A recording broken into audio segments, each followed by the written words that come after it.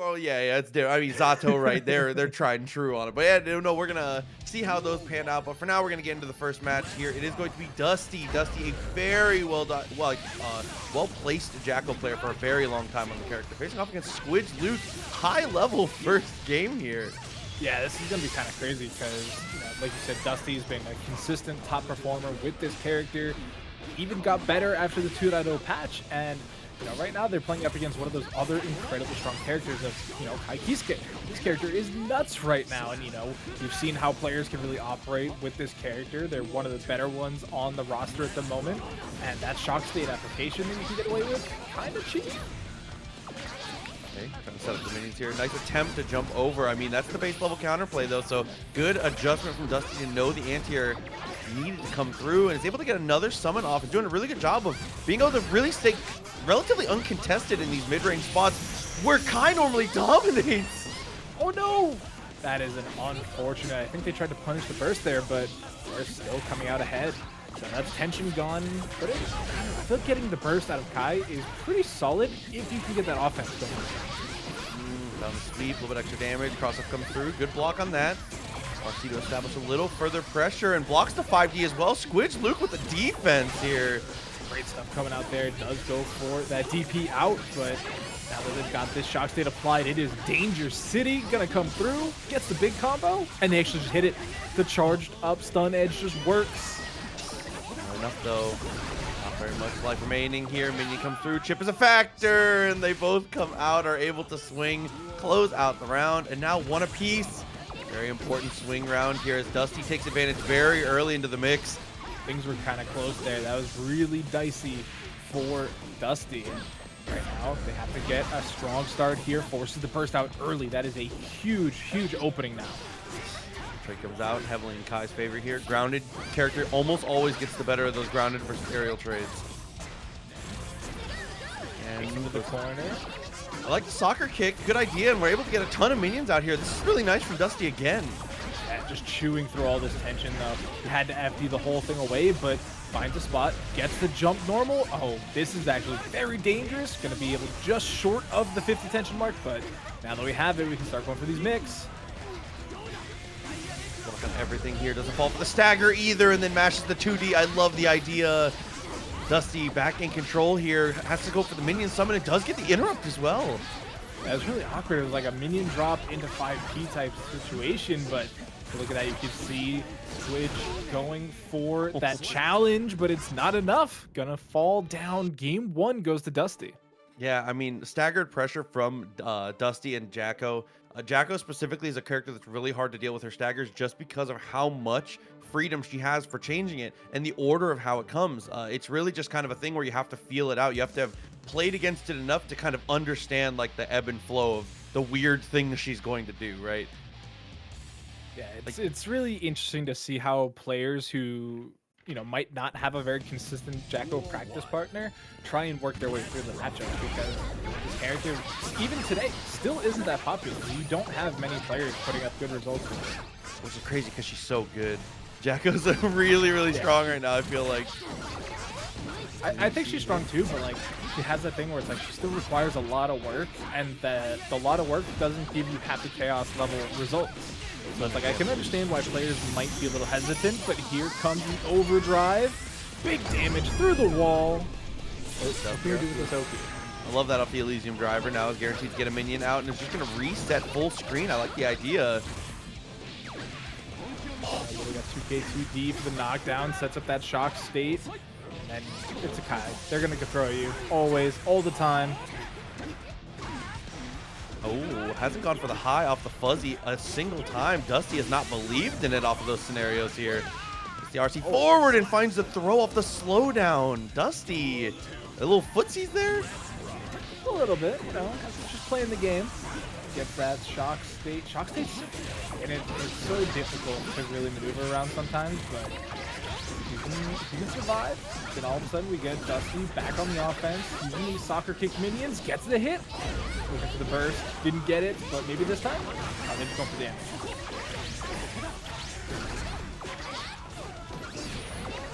Okay. That extra summon here. Finds the low again. SquidgeLuke back on your feet. But there's an amazing, immaculate reposition. Dude, one of the best ways to show off how to use RC in ways that aren't overtly aggressive there. Just repositioning. And a lot of the times, that's enough to find that hit. Yeah, I mean, we're starting to see some really cheeky RC shenanigans come out from a lot of players, which is just an evolution, right? When they added in that fast RC cancel to give you back the tension gauge, we're starting to see more and more players use it in more and more unique ways. One of the bigger ones recently is that like backdash BRC JP situation, right? Where it's like you take advantage of the airborne state of the backdash to get an overhead. It's so cheeky, but it's things like that that we're starting to see evolve into these more movement-based options like you're talking about here. They definitely agreed. I think Happy Chaos is locked in. Yeah, I was gonna say, I mean, definitely a better matchup coming into it. We'll see how comfortable they are on it. Because Happy Chaos, while he is able to kind of dominate the situations, if he's able to get ahead and set the pace, is still a character who kind of falls to the wayside at the mercy of Jacko's pressure. And it doesn't have a true reversal to be able to try and break out of these situations here. So losing out on the DP, you are betting a lot on your own offense here.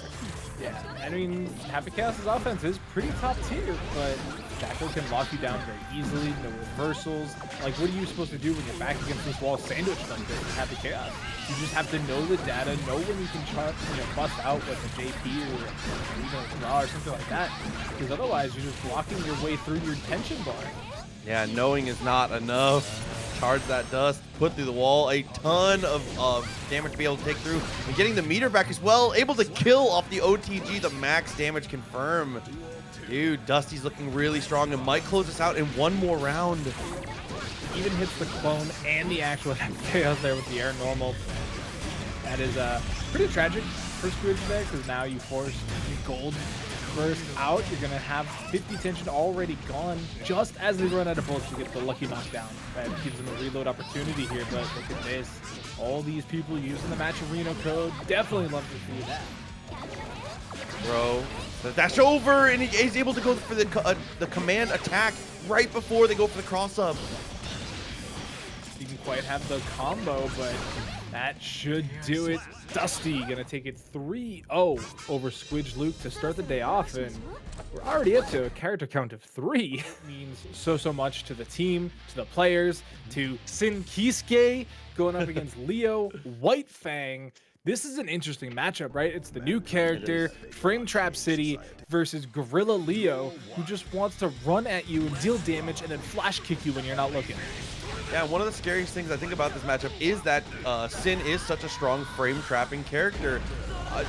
Leo's a character that doesn't really care. He will kind of press whatever, regardless of what the frames say. He said, I know better than the frames.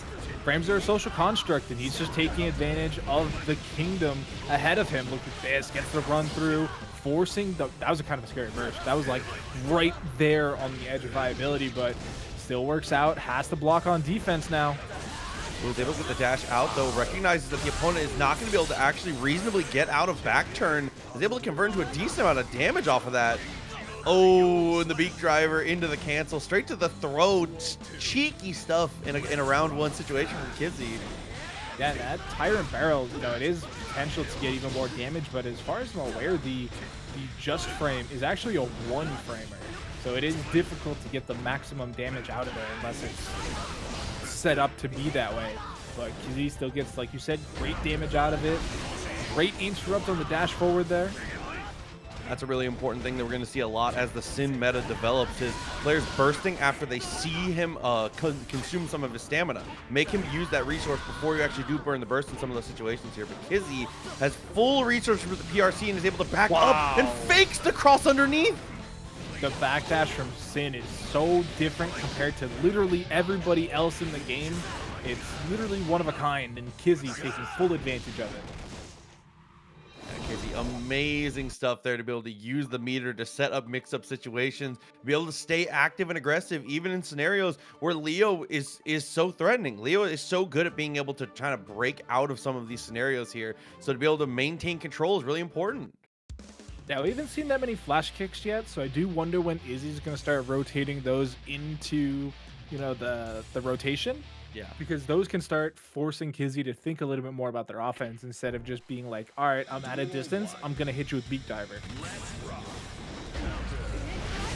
I think part of it too is they're thinking about how much damage is going to come out too, because I mean the risk reward, while it is really, really good for Leo, because the DP is so strong, Sin's damage per hit, especially on counter hits like big standing confirms, is unreal. So you got to be very careful about how much damage you take. See, like this, he's gone. You have to burst or you're dead. Oh, but the drop. Yeah, that's unfortunate. But we even saw Kizzie go for an eat, and that should be enough. Yeah, with the wall break damage, plenty. But you know, the Sin meta around, you know, going for this feast is so interesting because the frame data is not amazing. You do need to sacrifice Oki to get it, and it is random on random what you get and for how long. So that last time there was a damage boost. You got the red feast, or the red feast. Still growing, whatever you want to call it. But how consistent is it? How long was it? You don't know. Okay. Poke out with Far Slash here, takes the plus frames, doesn't leave a gap that time. Fast RC does get a little bit extra pressure, but it gets thrown out of the attempt at their own tick throw. And here we have another eat, a little bit of the buff here as we get aggressive. I think that was the meter one there because we're already at 100 tension. How possible? See, that's another one. It's tough to see exactly what he got unless you're exactly paying attention when he eats it and sees the flash of color. So hopefully the winter update gives us a little bit more clarity there, but danger time coming in here for Kizzie, but not afraid. Boy, maybe they should be. Yeah, I think with this amount of life bar, I think you're in a good spot here. I don't think you mind danger as we get the confirm, the missile drop kick, but not enough kill. Didn't have the tension, and what was that? Was that 2K? Just right through the run through? On the hit, that back hitbox, just barely able to clip as he goes for the run through here. And that's the second run through that Kizzie has blown up aggressively. Not necessarily even going for the throws on some of these run through scenarios. It's just mashing on it and it's just hitting. Yeah. It's really good call out. It's a super high reward. And it's not even choosing, you know, the fastest option there, right? Like that was a 2K, it's a 6-frame startup. Whereas, you know, like you literally just mentioned, you typically go for a throw on a run through because it's a 2-frame startup. It's, you know, much easier to time out in your favor, but Kizzie just too ready, too prepared, and is winning because of it. They're already 2-0 in this set. Gets the round start as well, so they're really looking to close out fast. Nice just block there, changing the landscape of that block string a little bit, but not enough to be really consequential here. Izzy already walked to the wall, and that beak driver counter hit. Look at the damage. Oh my god. That was a 3-hit combo, and you just lost 50% easily. Oh, I love that. We're mixing in DPs from the heart. Yeah, just stealing turns away with that, but can you keep it up, right? You're in such a life deficit, and you're starting to get, you know, poked out by the use of the stamina bar, but finally runs out. Kizzie has to go for it, and the confirm after the overhead. Set point now for Kizzie Kay. Yeah, that Tyrant Barrel, so good for those mid-screen combos just to end for damage, cashing out really, really well. I think it's something a lot of characters don't get to do necessarily as well as Sin does. Easy knockdown, beak driver afterwards, doesn't get too much reward, but still is able to maintain pressure until Izzy gets the burst. Oh, great read there, but honestly doesn't capitalize that much damage-wise, just gets a couple hits, but even on trades, it looks like Kizzie is coming out ahead. Raw flash kick, I think he just died, right? We've been talking about, oh, the burst, right at the last second. Okay, DPs through the gap. Max meter again here for Kizzie. Kizzie holds his meter a long time on this character. Yeah, the idea is just trying to maximize damage, I suppose. Unless they're just going for some sort of RTL finish, but we get it. We do get the RTL finish, but it wasn't the 100 tension explosion edition. It was just the forward throw RC of itself is, I think, pretty strong, and the stamina bar coming out strong. The only wild part is that still growing special, but again, they'll work on it. I'm not afraid. Zato, on the other hand, delete this character. I'm tired of seeing it. Oh my god. I mean, We got Lavender coming up. Lavender, I believe there's a Florida v Florida matchup here. I think that Lavender is Central Florida here facing off against Razzo. Oh, wow. That was a great yeah, pretty ridiculous air throw into the heavy fireball, but the burst comes out from Lavender. Oh, but we're still throwing. Razzo gonna get that. Gets the side swap. Big damage here. Saves the 50 tension though. Tries to make it safe. Grabs the 5P too. Oh no. Yeah, that was extra risky. Just recognizing that the activity frames had already gone away. Great call out on the slide through. Sets up that corner time. Goes for the cross up. Catches the backdash too on top of it. Lavender is just getting run over by the madness of Leo Whitefang. Yeah, I mean Razzo, she's just making every single right call at every single right turn here. Tries to go for fireball, does jump over the drunkard as well. And Lavender looking for the air throw is mashed on immediately. Razzo just so ahead of the game on so many decisions in a row. I feel like it was like some mind reader trying to play RPS, but they've already thrown the correct answer. Like, yeah, sometimes when you get up against that Leo player that just like knows what they're doing, it can really feel that way. And up against the Zato, like, you know, Zato's defensive options on like wake up really aren't that amazing. Like from like mid screen or full screen, like you have the oppose and the drunkard like you were talking about, but like you don't have a reversal except for the overdrive. You don't have, well, actually, even though it's not like reversals, it's nothing like, you know, Mortabatsu or something like that, but it's, you know, an option. But what are you supposed to do here, right? 2P. I mean, you have 2P and you have system mechanics. And generally, if a character has to rely solely on system mechanics for defensive purposes, usually gets kind of rough for them, depending on the matchups and the characters in the game, right? And Guilty Gear, no exception here, as it's forced to use the burst again, but this time you're gonna get a pretty decent punish, except it's just a 2P. Really nothing there from Lavender. And on a character like Zato, that was like perfect punish opportunity. Could have gone like 5H frog combo, but even still, lets him drop. Does that work? Okay. I thought there was too much time.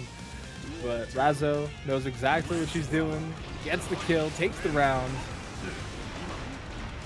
Far slash there, goes in the Pierce and finds a command throw. Okay, so signs of life here. Razzo able to charge him, wakes up with 2D. What a call out. That's madness. Full stop. I don't know how you get away with something like that, but 2P's Eddie right after the send out, and you can see the Eddie bar just trying to recharge, but it takes forever when you're staring down a Leo. Stance, goes for the run through again, backs it off. PRC, love that, being able to mash on the slowdown and the JD, but again, no confirm. Goes underground, but no Eddie to back any of that up. Again, the meter management here from Lavender not been their friend. It has been a little tough for them. They can't close out right at the end there. They got the 50 tension though. They could have gone for Excalibur. PRC forcing out the flash kick from Razzo. Gonna stay alive a little bit longer. Okay, first on the table from both players here, backs it off. Able to win the footsies though is Razzo and gets aggressive. The backdash almost punishes the whiff, but still able to maintain pressure and get the burst out. Dog actually gonna work out in their favor. Catches one of the multitude of backdashes there too. Craziness. But BRC getting Razzo out of the corner. Has the offense that she's looking for. Okay, that unsafe enough throw. Able to put the cross up low, straight into the super. And that is gonna be not quite actually. Oh, doesn't matter. Yeah, that overdrive, especially towards the end of the combo, just has very poor scaling damage. Yeah, I Had feel the like wall broken, it would have killed, I think, but a little too far away. I feel like part of the problem here is just that Lavender is just not getting enough mileage per hit, right? Like the hits are coming through and they are connecting and they're finding opportunities and winning neutral, but we're just not getting that high reward that we need to see here. And like, not even just as Zato, just in Guilty Gear Strive. Like when you're finding touches, they have to, you need to dominate neutral off of it, or it needs to take a grip of life. It just is the nature of the beast, right? Yeah, I mean, if you're watching a Leo just go for a heavy flash kick and just watching them fall to the ground, like that is a missed opportunity without being, you know, hyper aggressive. But here we go, overdrive gonna break the wall that time. Oki on round start. Good block but it's not enough. Yeah, just trying to get that push block in wherever they can. Try and maintain some distance here. Couldn't quite, though. And Lavender now in big trouble on the knockdown. Heavy fireball for the mix-up here. And Razzo is starting to look for staggers now, trying to bait Lavender into whiffing. Yep, gonna get the wall break here as well. Even spends the overdrive for the Oki. Just barely not enough to kill, but this is set point, and it just needs 1-2D. Jumps out of it, though. What do you do with the Eddie now that you have the opportunity? Breaking the law. OTG again. There comes the sword. Now we're going to set up for one more mix. Yeah, had to use the Excalibur. The Eddie gauge was gone. It's gone again, though. How much pressure can you apply without it? Not enough to not let Razzo 2D, unfortunately. I'm starting to understand the get. I mean, if I'm reading this, it's going to be Anji versus Faust here. Definitely a matchup less traveled for sure. But excited either way to get to see how this one plays out here. Very early burst from Arbiter. Yeah, I kind of respect it, right? Like, Faust isn't scary, but if you know, you can set up item after item after item, especially against Lurry. Lurry, for some reason, has like ungodly luck when it comes to item throws. I mean, bomb into mini Faust. I'm a believer. Oh, is able to get the parry though. Breaks out of the situation. Arbiter, great situation, but mini Faust messes up the follow-up attempt. Yeah, and you know, we got a little bit lucky there. The wall was further away than for the break, but sends out the Afro. No JD just yet. Oh, he actually goes underneath. Tap dust. Goodbye. Good call there. I'm the biggest Faust. I'm his biggest fan. I think this character is ridiculous right now and a really, really good spot compared to how he's been. And I think overall this match, this is a lot more what we want to see here from Lurry. Being able to beat him out with these larger normals, be able to win out these full screen situations. I mean, you have to be careful against the Anji anti-air options as Faust, because you do spend a fair amount of time airborne, going for like JD and just trying to mix people up. But if you can just, you know, get around those, and then that's what Lurry loves to do, right? The Shamrock into PRC cancel, gets the overhead mix. Okay, but the pixel of life left now. PRC's forward. He's able to get the 2P to actually answer it, but Arbiter still takes control afterwards. Tried to backdash, but got sniped out by the low scalpel. So game one's gonna go over to Lurry, and things, man, I don't know exactly what Arbiter could have changed there, because they were fairly aggressive when they needed to be. They didn't let Lurry just throw items willy-nilly, but when the items that Lurry got were just top tier, like you said, bomb, mini Faust, meteors, trumpet, mini Faust, like, where are the dead items? Where's like hammer and afro that like just don't immediately force a response? Dive kick into gold burst here. Is able to get the meteors afterwards here. A great situation off the items. Again, and he's gonna go for it. Let's say, whoa, what's this, dude? Survives his own bomb that time, but just from full screen high, gets the JD Afro explosion. But if you're getting anti-aired, Anji's gonna take advantage. Yeah, so smart from Arbiter there to be able to go for the preemptive jump up, gets the JD to break through the wall. Not gonna get too much pressure afterwards, but still a huge life lead here for Arbiter. If we get knocked down again, actually, Lurry's doing an amazing job pressuring this. Yep, sends out the donut, ends up with the trumpet and the donut. That, hello? I don't know if that button was risk or just shenanigans, but it worked out for Lurry. Has the combo? Okay, RC gets aggressive. Bomb chips him out. Even if he hadn't swung, I think that would have chipped there. Arbiter put himself in mortal danger after the trumpet. It looked like it hit Lurry too, so it could have been another worser scenario, but it just got staggered, but Lurry didn't expect it to hit. Oh, big counter hit. Bomb is there. What did you do? Oh, you just jumped over it. Okay. That was kind of scary. Both players just whiffing. Bomb's pretty effective burst in that scenario here. We wake up with Ko though. Sees that dash forward, tries to go for the stagger. He saw it and he still swings. It's so active. And then just throws him out of the overdrive on wake up. That's such a smart adaptation because even if the PRC works there, the throw should win out. But Arbiter showcasing some great knowledge in the matchup. Backdashing that attempt at a 2H after the low follow-up though. Has the red RC. Goes for the bird Oki. Oh no, that was kind of sick. Had the PRC, but Arbiter just getting the read down, ties it up one apiece. Yeah, I think that Lurry tries to tech a throw there. He's really low to the ground, so I think that air throw is the first thing on your mind in that scenario when you kind of got caught out. Arbiter, a good call on the close slash. I mean, just being able to set yourself up for better pressure here. Even if it doesn't hit, he falls down and is still kind of held like captive by your pressure. As a good call to, again, same thing we were talking about with the 2D to jump the throw. Just a great kind of cover all button.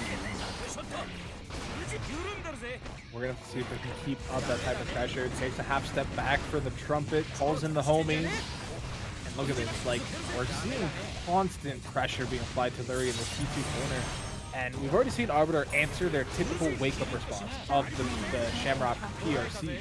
But what can Lurry do in other scenarios to try and break out of this relentless pressure? Man, Yurikov, you think he's not trying? Come on, man. I mean, I appreciate the 100 bits, though. That's my boy. Shouts to the homie Yurikov, dude. Oh, and the close slash into the 6H. Great call out and conversion from Arbiter, looking really, really good. The adaptation to the game plan has really come out strong. Now, we're not seeing the same adaptation come in from Lurry just yet. They've, not quite got the best items in their favor so far, but even minus the items, they're just getting hit, and they're getting read like a book. Oh, same situation here, going for the double code. Doesn't even go for the OTG, just runs up instead to close the distance. There's that 5K. Great call out from Lurry. Counter hit. They got the homies to save him, but they get the knockdown. Gives up the Oki for the potential of the what's this. Wow, that was sick! Punish the throw fans with the drill, but makes Hurtbox definitely fiending against them. And Fujin just barely pushes him far enough. I thought he was gonna get bonked by the hammer, dude. It was a close one, but he just barely avoids it. That was you to see the hammer coming down and be like, I know this is gonna move me far enough. What a call out. Things are looking a little scary here for Lurry. Ever since game 1, they just have not been in a winning position. So it's 2-1 now. That said, Lurry could get, a couple more items to go their way. All of a sudden, we're finding ourselves in a game 5, but for right now, they're just handing out the fruit. Ooh, JP actually really good to be able to interrupt that. Hit the meteors, but I was gonna say it looked like he was a little too far to be able to get any real value off of it. But instead, no. Arbiter's gonna take everything from the burst to the rest of the meter here. Look at this pressure. Gets the forward throw too. Didn't have enough for the tension, but Tap Dust RC. Set point now coming in for Arbiter. They've been running away with this. Throw. Geez, cross is up. Very nice use of the tornado there. Oh, but come in with the spin. Backdash for the mini Faust parade, but all right. We're starting to see Lurry get a little bit better reads, but once this distance is closed, they lose all type of advantage. Yeah, and I think the good reads also coming out from Arbiter here, dude. His use of spin as an anti-air has been just immaculate. Takes him to the corner with the mix. Goes for the command grab, but great jump out coming in here from Arbiter. Has the lit up afro. Where's the bomb go? When does the bomb explode? It actually kills Lurry. Dude, he does the math. Arbiter, what a call. That was such a sick decision to be like. We got Marvelo, the Chipp player. They're going up against PRBigButtJackson with the Sin Kiske, waving the flag, coming in. And I haven't seen this matchup yet, so I really don't know what to expect. From what I've read from a lot of different people playing either side of the matchup, and from what I've observed, it feels slightly Chipp favored, but we'll have to see how it plays out. Well, who can kind of take control in these scenarios. I mean, it does make sense, right? When you think about, you know, all of that week 1 tech that we were seeing people punish Sin with, right? It's that whiff punish game, and the move speed that Chipp offers, along with just the general whiff punish strength that this character operates with, like, it makes a lot of sense. And we're going to see Marvelo go for the Uzumaki barrage, and that wall break was super early. Okay, trying to get aggressive afterwards here. The Rekka is not quite enough as we're forced to burst out, but does still get the whiff punish, and knowing you have 50 meter to be able to cash out off of it. Great decision making there from Marvelo to take the round. Yeah, I mean, Marvelo, one of the best Chipp players in the country, definitely showcasing it week after week, making sure that they can get this, you know, these reps in. And when you're Sin, you have to be so careful because, especially with the close slash, like, there's so many damage routes you can get out of Chipp. Okay. Overhead. Like, oh. Didn't even go for it again. Just went for the delayed 5K to break the wall. And gets the read. 2K to close it out. Game 1 lightning fast to Marvelo. I mean, I think that's a lot of the reason why is just because of if Sin goes for these staggered situations where there's a little bit of a gap, Chipp is probably the best character in the game at being able to utilize the space given by those gaps. So you have to be incredibly careful with how much real estate you're giving away. Kind of, you have to understand very well the push and pull of how fast Chipp can take control of matches here. And again, just P1 corner, the home of Sin Kiske, seemingly. Nice interrupt on the walk forward there from Marvelo, but finally, it's the turn of PRBigButtJackson trying to bust out of that corner. Okay. Even with the staggers, able to get the max damage punish there, not letting him land. Goes for the 2H, a great decision here. Oh my god, and still was able to hold on to burst through all that too. Pretty good stuff. I don't really know what Jackson could do here. They're just getting pressured, and you can see Marvelo after every sequence waiting a second, waiting for a button press, trying to get that whiff punish. But when they do finally get the hit, they just capitalize on it. They've spent so much of this set in positive bonus. Oh, both of them spending 50 meters just to correct little mistakes here, able to get the extra conversion. Unfortunately, puts him too far, and back to neutral we go. But I feel like it's not where you want to be here. Not against Marvelo, no. I just don't know what else you could do. Because I think Sin does have a couple, or one or two at least, side swap combos you can get away with, but even if maybe they just gone for like a reset into knockdown scenario for a jump over, just try to get them closer to the corner versus that full screen situation you found yourself in. But 2-0 currently for Marvelo. The Chipp Zenov, pretty strong. Definitely a strong character this season. I mean, you know, just casual. Going to the Rekkas here, tries to delay a little bit, gets beaten out on the delay game himself. Immediately with the burst coming out, Marvelo is able to make magic off of kind of a weird confirm into what you were talking about earlier, that backdash into 5P. Oh, the 5P interrupt on the jump out attempt. Get the Uzumaki? Yeah. Too much scaling to kill, but we're going to get positive bonus. Again, gets that safe jump opportunity. Goes opposite side. Has plenty of damage. Then for final round here, 2K, 2D, didn't get too much else off of it. Maintains pressure into the corner here. Oh, dude, PRBigButtJackson fighting back in some decent ways here, but not able to get any real mileage off of these touches. And Marvelo continues to dominate, goes for the wall slump and finds the hit same side. Yeah, everything just coming up Marvelo here. BRC. All right, nice back throw coming in here from Jackson. Finally going to get an opportunity to play some games. Gets the stolen turn with the reversal. Through the wall we go. Didn't have the second portion, but finally it comes out. The reversal from Marvelo. 5P interrupt again. No. Yeah, I mean, that is just kind of... Come on, man. The character definitely getting nerfed Needs again. help, bro. He needs a new game.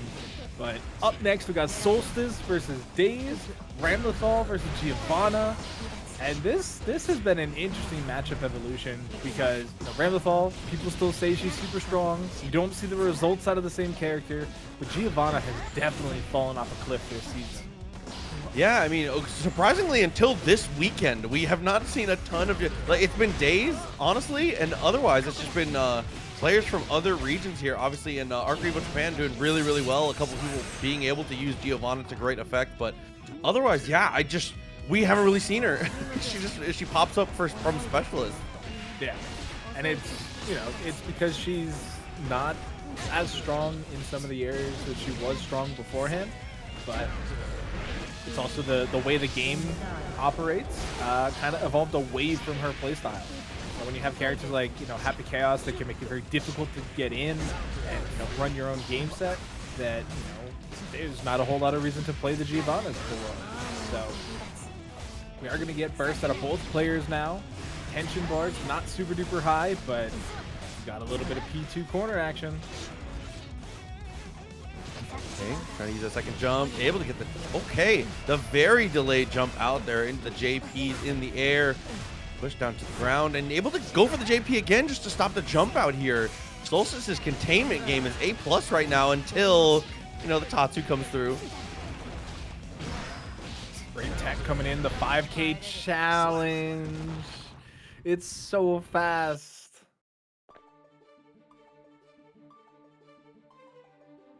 Yeah, she's able to, I don't know, both of these characters able to apply a ridiculous amount of pressure in different ways with their 5 and 2Ks.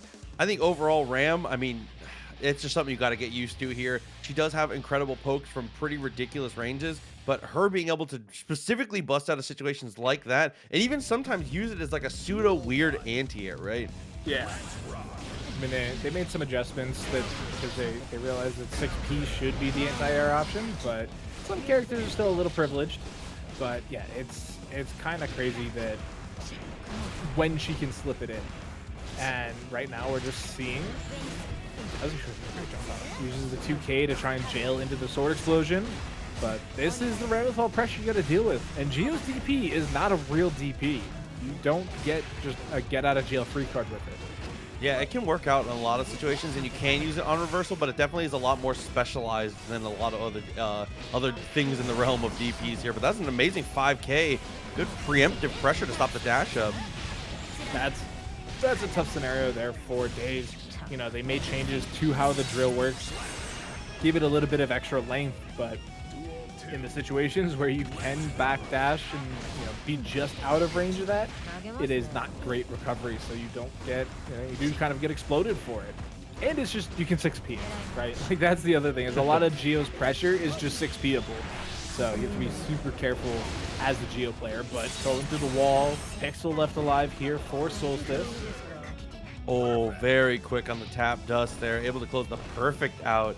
Daze, we get a 1-to-1 in rounds here. Solstice still ahead on games, but Daze coming back in a hurry in this one as we're already to the wall. That was a nice sequence there as well, using the command normals, but great challenge there.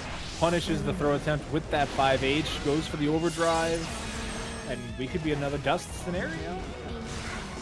Ooh, fakes it this time. Yep, close flash there. 6P into the spiral arrow, and follows up with a double perfect from Daze to take game 2. That's kind of weird. The command normal on block there. It's a little risky.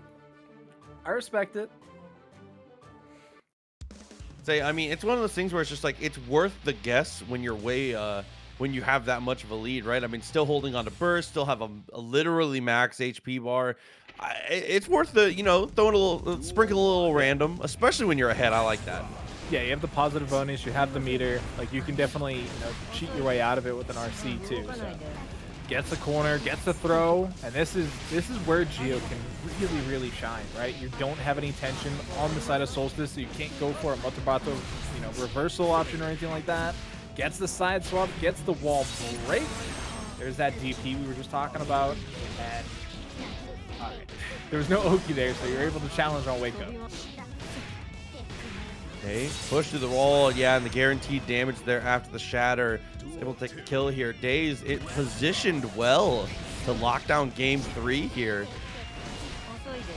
Double 5K, gonna break through the armor that Solstice was trying to put up there, but 6P still wins out at the end of the day. Definitely Giovanna's #1 nemesis. See, there it is again. It's just so good. Okay. Couple good reactions in a row. Patience of a monk from Solstice to not press on any of these close slashes. Some real defense wins championships there, but the RC backwards as they extend this a little further. Oh, the first saving Solstice's life right at the end. I respect it. The dash under was enough to keep Solstice out of danger, but the recovery on that overdrive is super fast, so did give Daze enough time to recover. Yeah, I think that's a great point. The dash underneath was just enough to keep him honest, right? Yes. And I like how the little after game message we saw out of Solstice there was, I should have 6P'd. I feel. Because unfortunately, even though it's an overdrive, you can still 6P it. I mean, that's one of the most important things to remember about Strive is that, like, 6Ps in Strive, honestly and truly, and a lot of other Guilty Gears, it is just an anti-air function for most characters. In this game, it's kind of a shotgun for certain characters here, so you gotta be very careful of the spread that it can hit. So that one was the other portion of 6Ps. Like, we're talking about the anti-air properties, but no, it gives you full upper body and vulnerability. So you can even just beat out normals with it, and we saw that from the sword throw there. So forced Solstice back out of the corner, but oh, this is big damage combo coming in. Oh, never mind. They don't quite keep it up.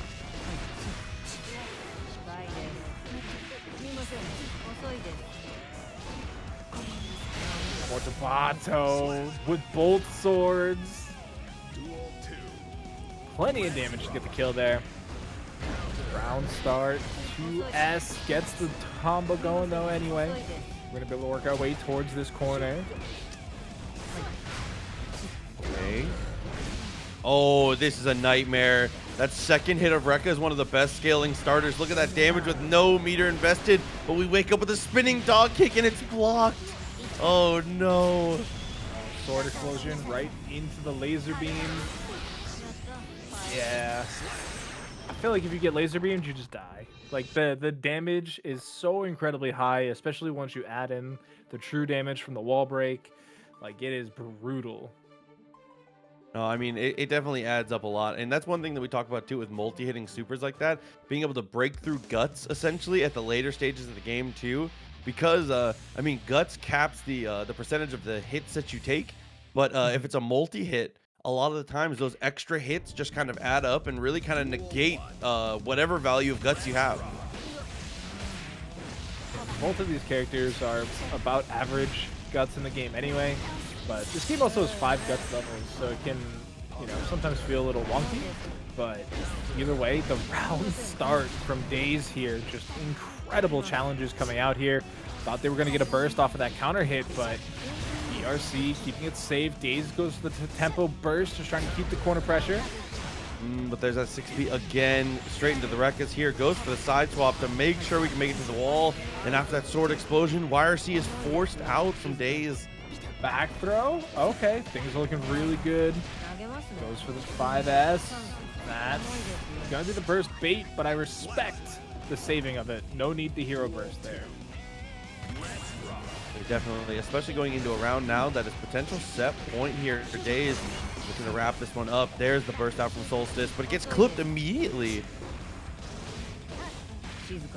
Comes over the 6P. I am at a loss for words. It worked out.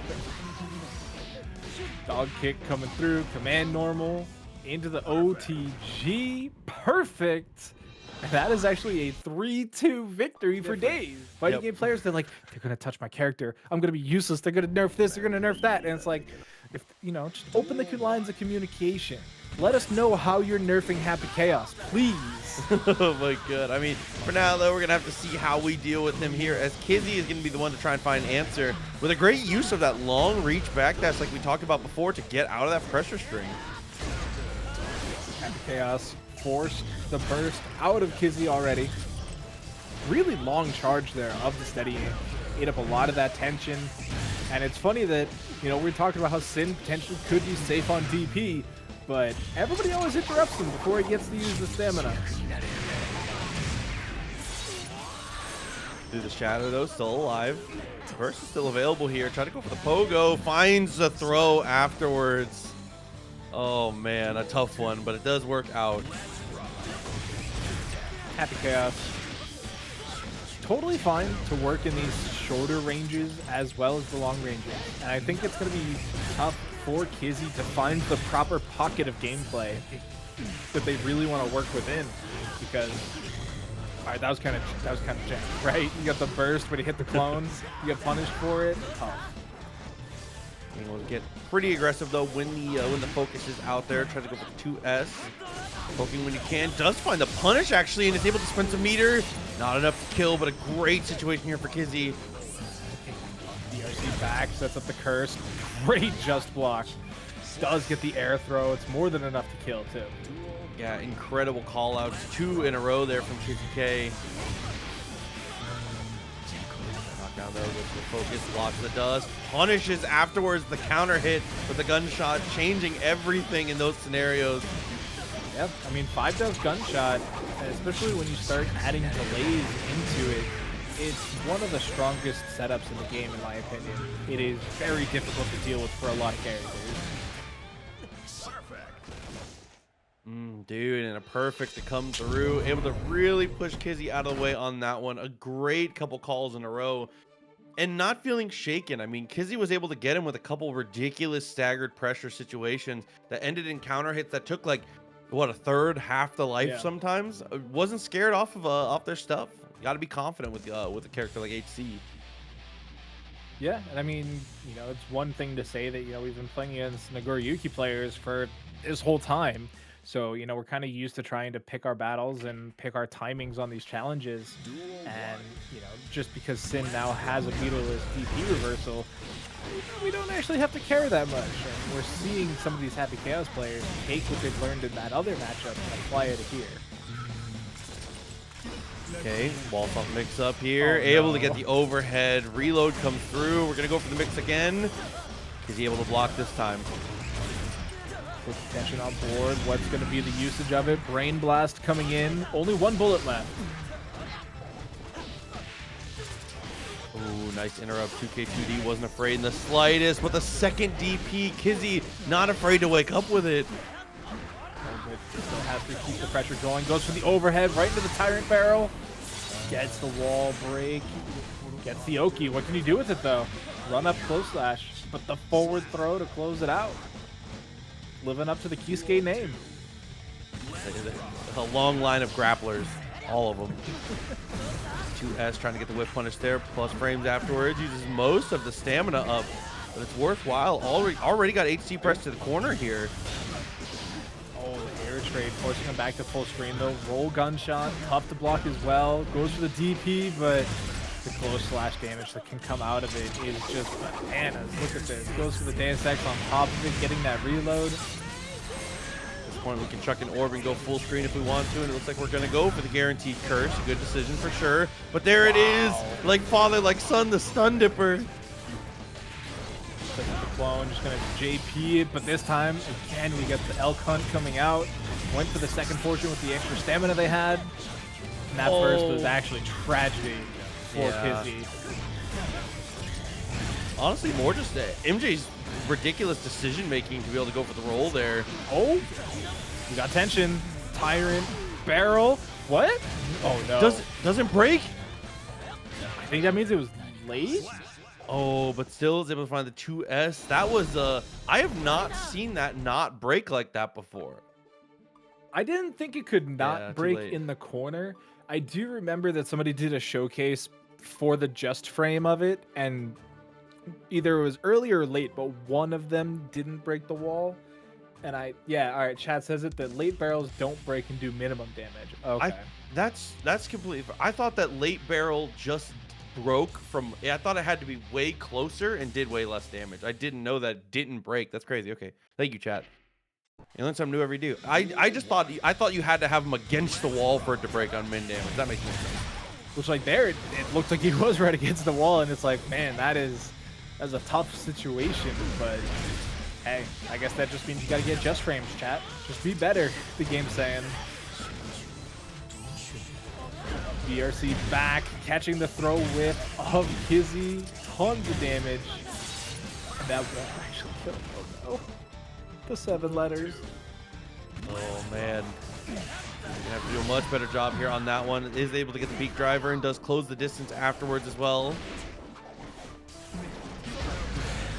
Connect from very far away, but dude, I love the 2S there. What amazing pressure.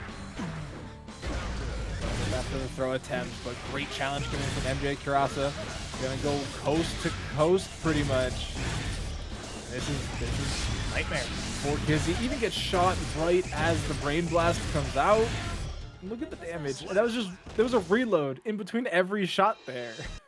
Yeah, I mean, being able to keep that thing stocked 2-1 now. Kizzie falling a little bit further behind, still has an opportunity to be able to stay in this. Oh man, these rounds, I feel like the rounds are either like last hit, last decision, or like MJKurase just shoots them up like 5 times and it's just a perfect. It feels like there's been no in between. And I mean, maybe that's the matchup, right? Like we're still early on Daze, and we don't have a lot of samples here, so we might have to just see how it goes. I mean, this is like the opposite, right? Like this is where Sin gets the advantage and is pushing it forward, and it's a great round. But does Happy Chaos get a turn? It's looking like they might just have it. Next Machina go for the break for the reload into OP. You're also gonna go for the clone. Okay. Oh, able to fire it there with the RC. Wants to save up the stamina meter. Really respect that.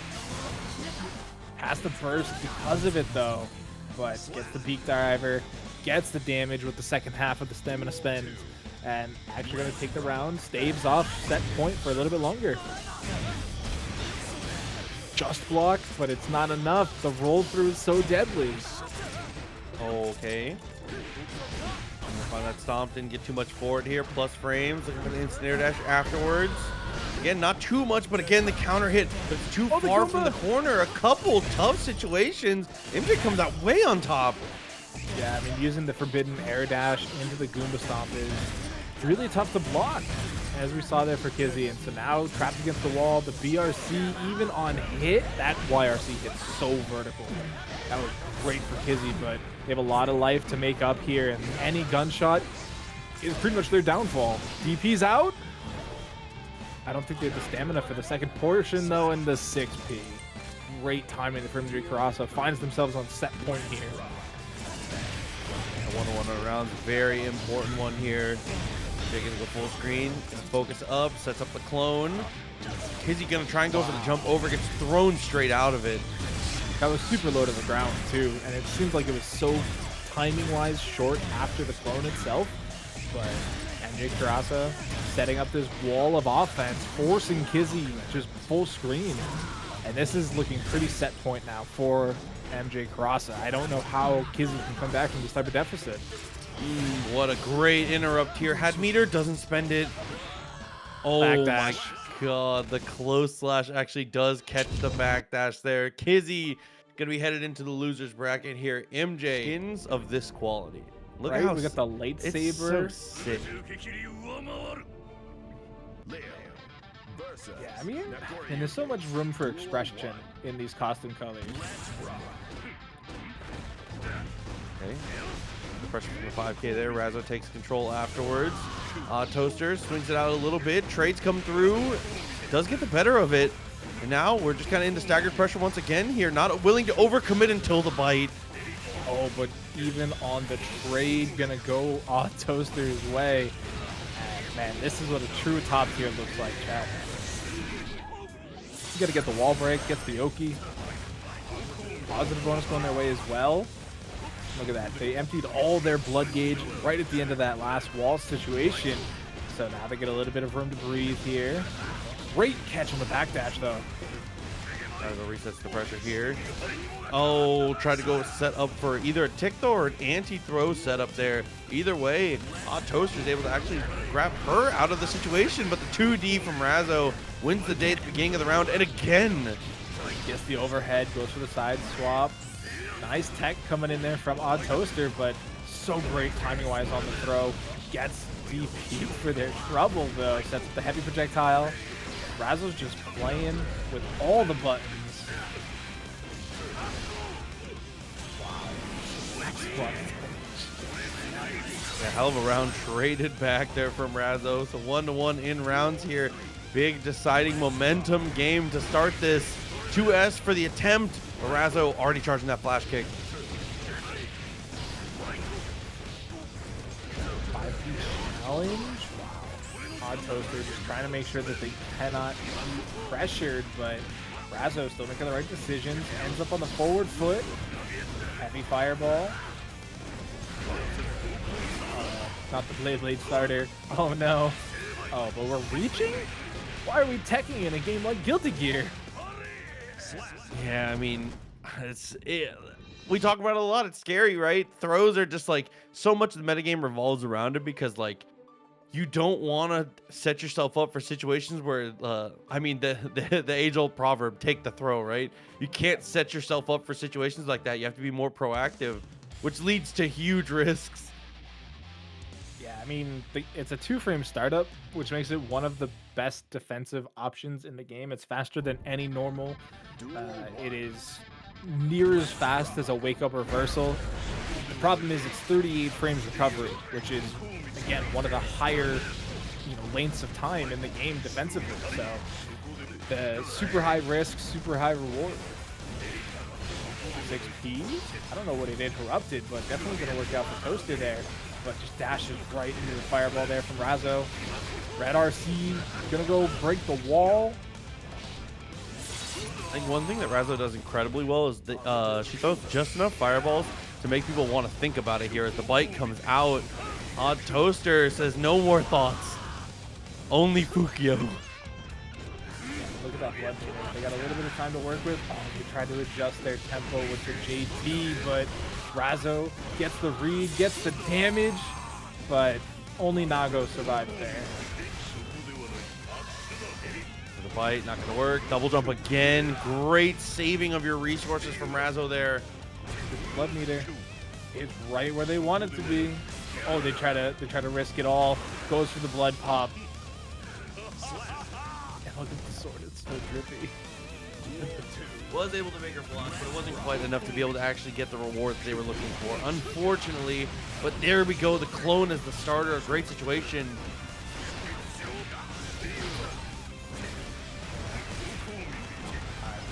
What do you do if you're Oddtoaster? Because you're down 3 rounds already. You can get good combos like this, but you're definitely struggling to close out these rounds. I think part of the problem is just that we're not being able to use and abuse our range advantage at certain situations here. Razzo's doing a really good job of repping fireballs in spaces where Oddtoaster feels like he has to do something about it, but there we go. Spaced out well with the 5K to be able to fight out of the situation. I really do think when we get to 2 or 3 blood, when we get to 2 blood, excuse me, we got to get more of the 5H, the 2H, more preemptive stops to Razzo here as we bait the throw with the 2H. Yeah, I mean, when you're punished with whiff like that, you lose 40-ish, 50-ish% of your life bar. As Nagoriyuki, the character with the highest effective HP in the entire game, like, that is brutal. And that is going to be enough to close out game 2. Razzo taking it. She's on fire tonight.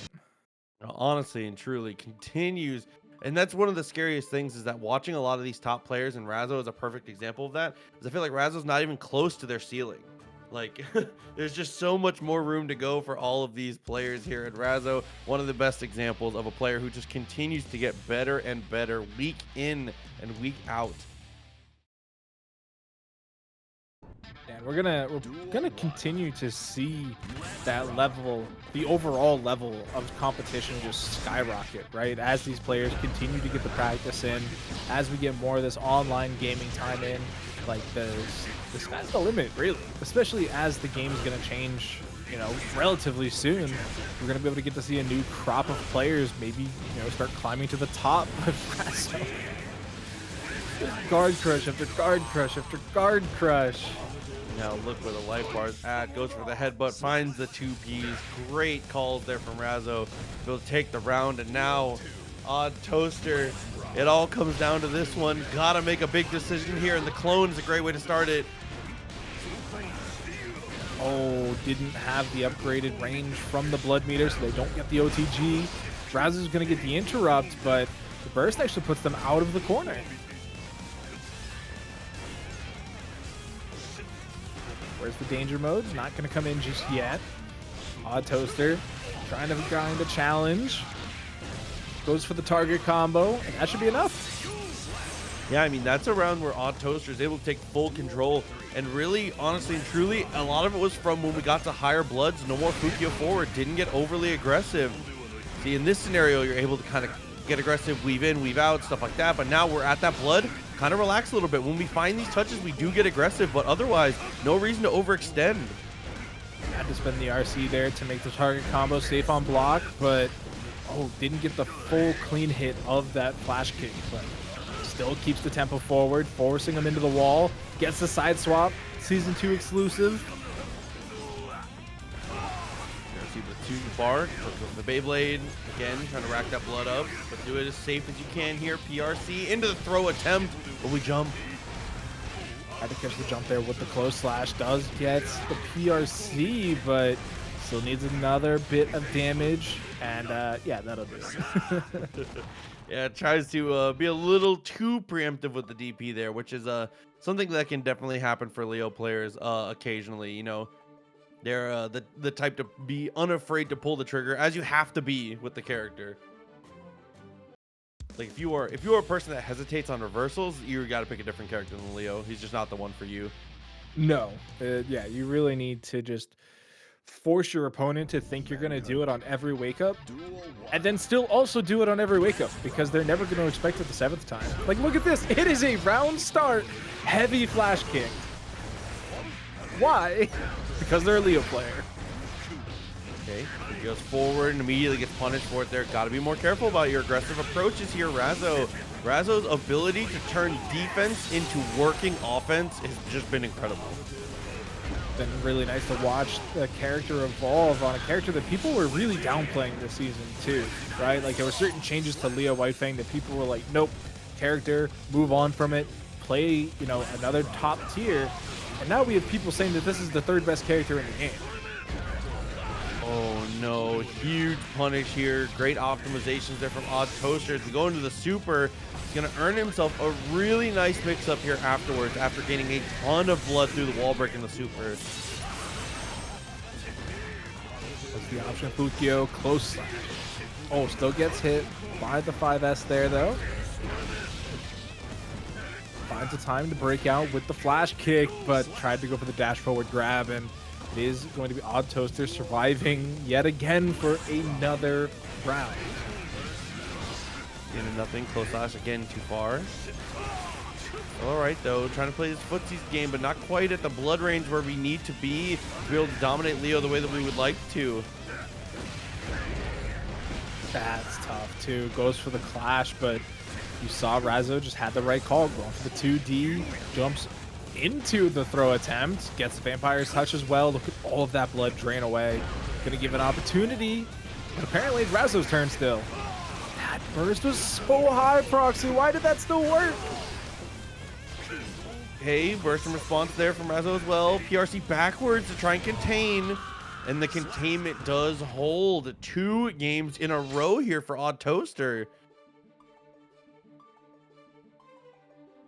Nice adaptions coming out here. Although it is kind of coming off the back of a little bit of over-aggression from Razzo, right? Like we're seeing her go for these heavier flash kicks in odd situations, just trying to really press the issue and maybe just get under Oddtoaster's skin a little bit, right? Where they can, you know, no longer feel safe pressuring. But then Oddtoaster's like, wait a minute, I'll just press more buttons. And look at that. We get the DP round start from Oddtoaster and the Vampire's Touch to drain all that blood. That's a lot of damage. Yep, double 6Hs. A really bad spot here. Try to go for the run through. It gets thrown, actually. Oddtoaster. All of a sudden, from being completely out of it to 1 round off, coming from a perfect. That round start just completely turned the tide here.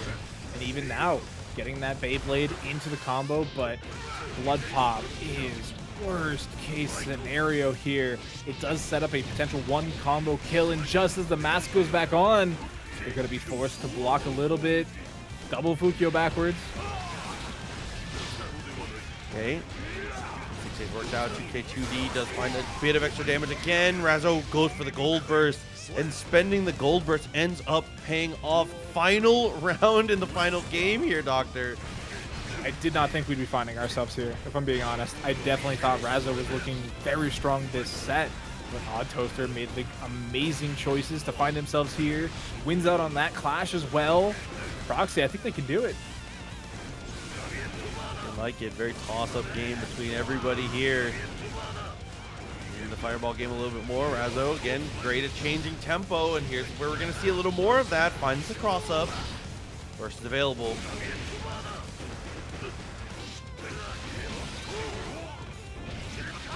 RC gonna get the wall break as well, but it's not an overdrive one. You don't get the Oki here. So you do just have to fight for that round start still. The dangerous part here for Oddtoaster is look at how high that blood gauge is. You're seeing Razzo fall back, but even that hit, it's kind of scary for Oddtoaster. Oh, that wasn't enough. Oh no. My God. You're still alive. You're still alive. He waited just long enough, though. This is a great situation. Has meter, too. Goes for the RC, but doesn't get the air-to-air combo, and they're still trading buttons. What could be the opportunity here? All that tension gone. FD's their way. Heavy flash kick isn't enough, and the back throw from Oddtoaster to close it out. Razzo falling just short of the goal line. North American majors, Faust has more victories than Ramlethal. Like it's just such a wild, mind-blowing stat when you think about like the strength of character that Ramlethal has over Faust. Zondo's built different. What do you want? He's the one that can get it done. But here we go. It's gonna be Daze versus Nubenheimer here. Daze able to find that early throw here after getting chucked a couple times themselves, and now full control in the corner. Yeah, this is where you can really start running your game, as we saw from Daze earlier. Gonna go into the overdrive, gets the wall break. Positive bonus, Oki, what's the option? Goes for the jump in, and they get the second one. That should be not quite enough. We're bursting? Okay. That's the Nubenhammer special. They love hero bursting. Fist stronger than steel, bro. 6P punches through the sword. Not a care in the world. That upper body invulnerability. That's one of those things that I think if you can really utilize against a character like Nagoriyuki, because of those longer ranges, like it just interrupts the whole flow of the game, because you're like, I just invulnerable my way through your opening strike. Okay, put it through the wall there with the 6H for the second time. And then 2S, yeah, I think that there's a lot of characters that Geo can kind of bully with a disjointed normal at 99 like that, especially reset 99. Nagoriyuki's not on that list. Like you can't just press on him like that. He's so good at round starts, and he wins because most of the cast, really.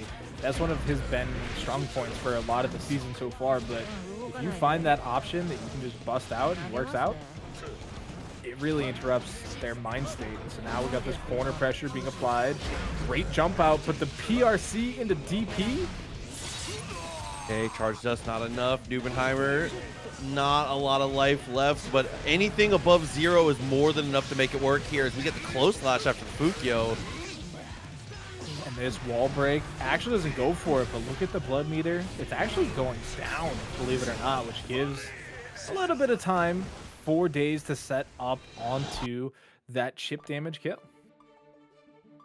Yep, great call out for sure. Being able to take advantage and I don't know, really set the pace here, which is crazy because it feels like a fairy tale talking about Giovanna setting the pace against Nagoriyuki, right? I mean, he's been the character that really has just been in the driver's seat of really the majority of tournaments and matches and brackets everywhere. So to see Gio kind of be the one to kind of quell that's something for sure. Yeah, I mean, I think that goes to show the level of practice that Daze has been putting in on the character, right? Like, they've come in, we said it earlier, week after week, playing against a lot of the players that we're seeing them play against tonight. And they're taking that matchup experience, they're taking that knowledge and working on it in the lab and coming out again here, showing the strength. And even though they're behind on HP right now, they do have an opportunity if we get a couple more Fukios. YRC, forward slash, trying to stay safe. Oh, I like that natural progression into the 6P there. Stops what goes on after the backdash, but it doesn't matter. Numenheimer finding the back throw.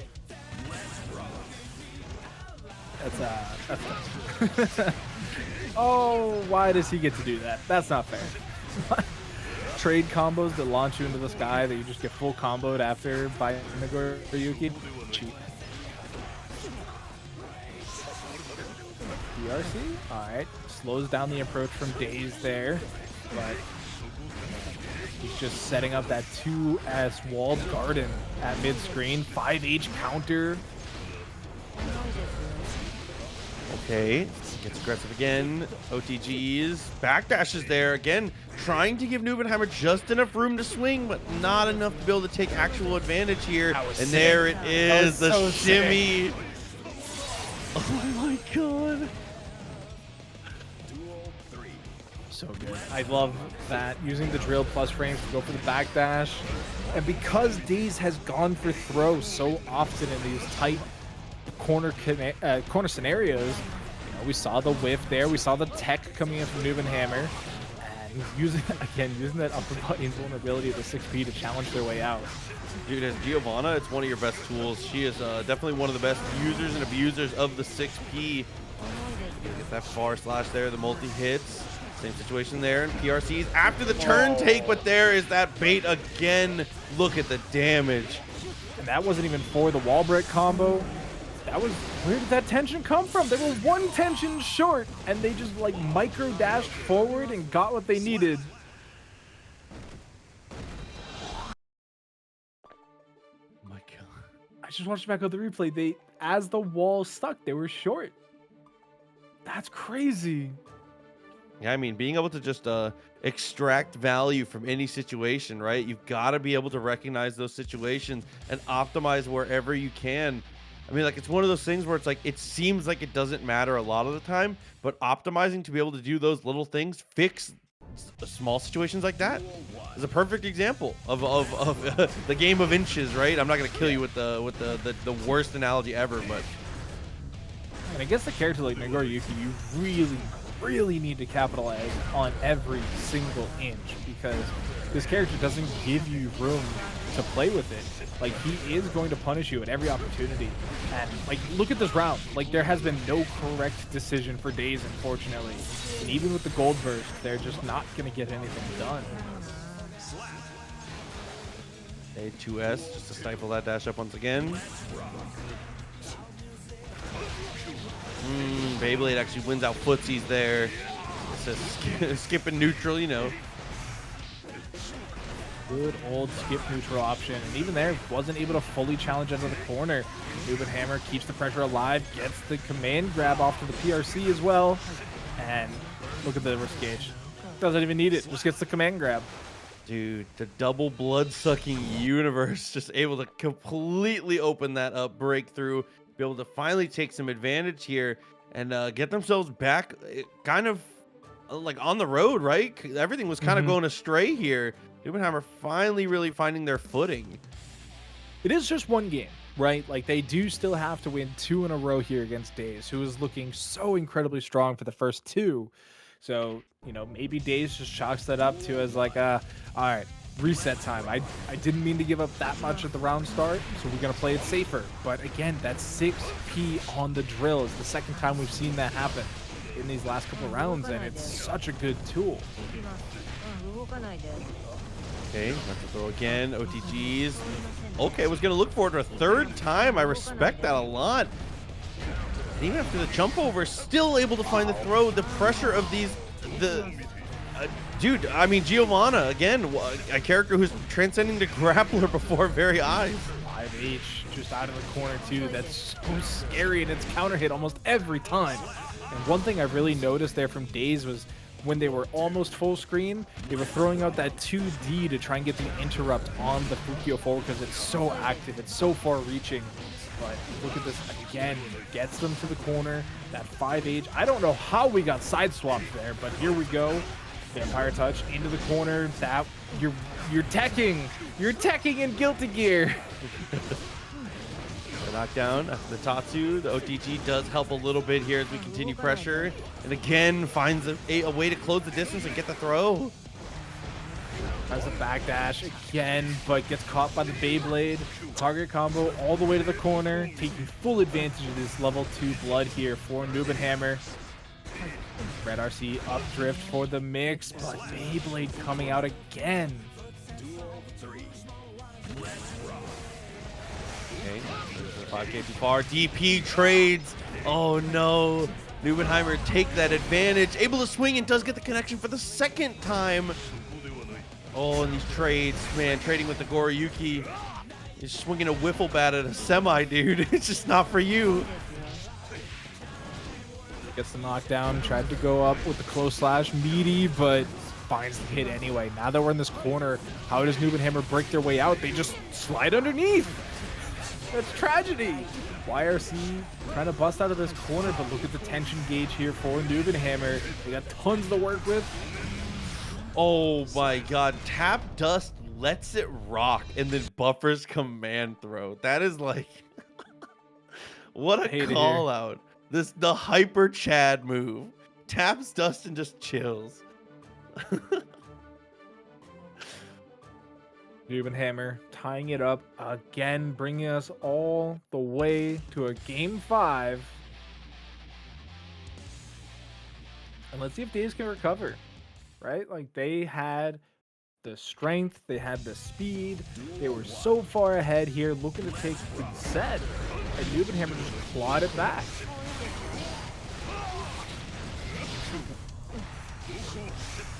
And this is not a good round.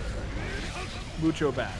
Yeah, I was gonna say, you know, one of those ones. Sometimes there's it's one of those ones where you lose 99, you kind of black out, and you wake up, you're like, what? Okay, round 2. Like, oh god.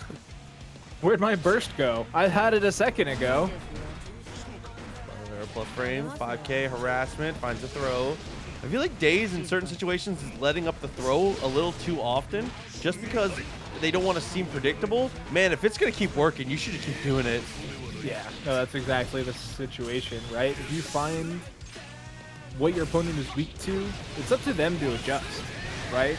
Like, if they're gonna let you throw them 7 times in a row, that's on them. That's not on you, chat. Okay. Old burst. But it doesn't matter. 2S5H. NBNHMR climbs out of the hole. Daze did a great job establishing and kind of gets out of hand. Expect a mirror match for sure, because this is a match that is very difficult for Axel. And while Remi is one of the best Axel players to do it, and one of the best reps of the character to be able to handle this kind of matchup, Marvelo is much of the same. So on an equal skill footing, that's when the matchups start to matter the most. And this, again, is a tough one for Axel. Yeah, this is just brutal, right? Like, we talk about how, like, you know, fly versus fly swatter matchups can be very difficult. But Axel specifically just can struggle with the movement options of Chipp specifically, right? Like, he has an easier time against, you know, Milia even. But because Chipp can just get into that vertical pillar that Axel doesn't have an answer for so easily and so quickly, that he has to keep Chipp at, like, this angle, because otherwise you just can't hit normals at him. Never really get too much there. After the Rekka, does get the jump in. 50 meter available. Finds the touch and is able to RC. Marvelo going to try and push this one for maximum value, and it does kill on the guaranteed damage on the Shatter. Amazing conversion from Marvelo. Wow. The run-up just blocked from Marvelo. Why did that do so much damage? Where did the health go? Sin did less damage, it felt like. Dude, Axel is a pretty low average damage per hit character, but anything is possible against Chipp with the right starters. Very true, but can we see a pixel hero? No, not yet. We might later. Okay, Remi's gonna be able to tie it up.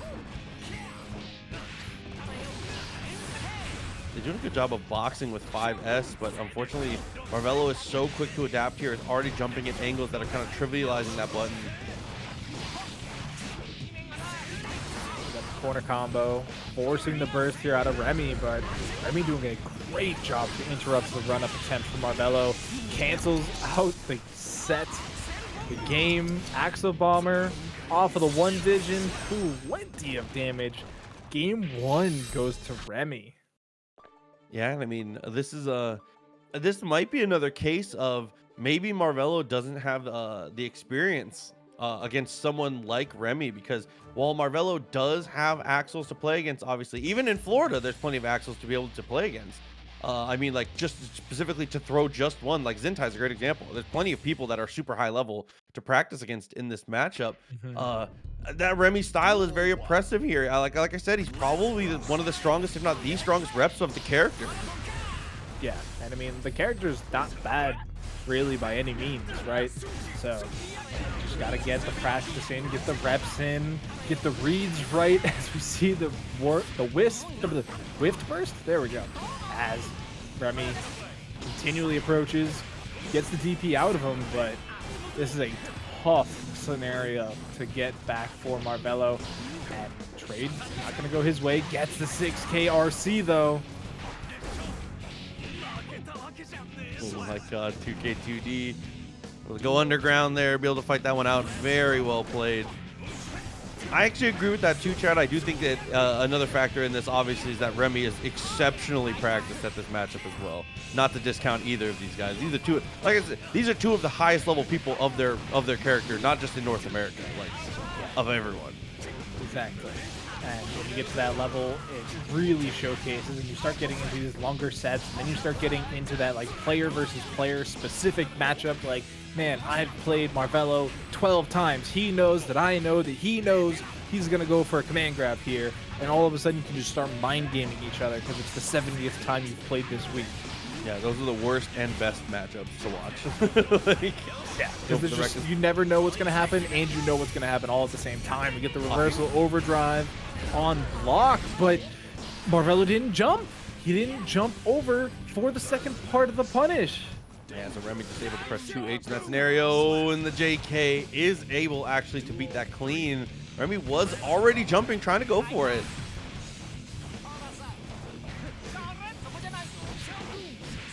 Again, there's that JK coming out, forcing a response out of Remi. Taking to the corner, doesn't quite build up the tension for the Uzumaki Barrage. Has it now, but we're probably going to go for the red RC. There it is. Oh, you're reaching, you're teching in a Guilty Gear? Nah. Yeah, being able to break the wall after that situation there. Marvelo doing a much better job of capitalizing in these situations here. And was overall stickier, honestly and truly. It was just harder to get away from him. I think it was an equal amount of hits. It's more just that he was able to actually like maintain pressure, right? Like being able to pressure Axel out is good, and being able to find hits is good. But you have to. Oh, I feel like I'm talking about economics here. It has to be a sustainable type of offense, right? Like it cannot be like a one-shot cash grab of damage. You have to stick on him. Yep. There's your eco lesson of the day. There's your economics lesson of the day. Sustainable offense. Cage-free offense coming next week, chat. Sets up the clone, keeps the pressure going. Oh, even got the low hit of the Rekko, but interrupts the jump out attempt here. Oh, big damage. Actually, the burst working for Remi, and now they're on the offensive turn. Back throw. Oh, this is looking great for Remi here. Yeah, having meter too, so he's got one mistake under his belt, but there's a 6P, a huge starter. BRC's backwards, but doesn't get the normal. Maybe was expecting to go for the fast overhead there. As Robbie Duran comes through with a $5 direct contribution to the match arena. Robbie, thank you as always.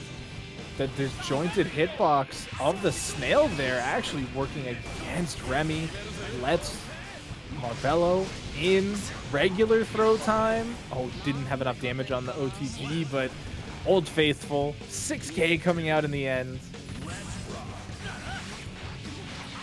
Okay, jump in, able to get there.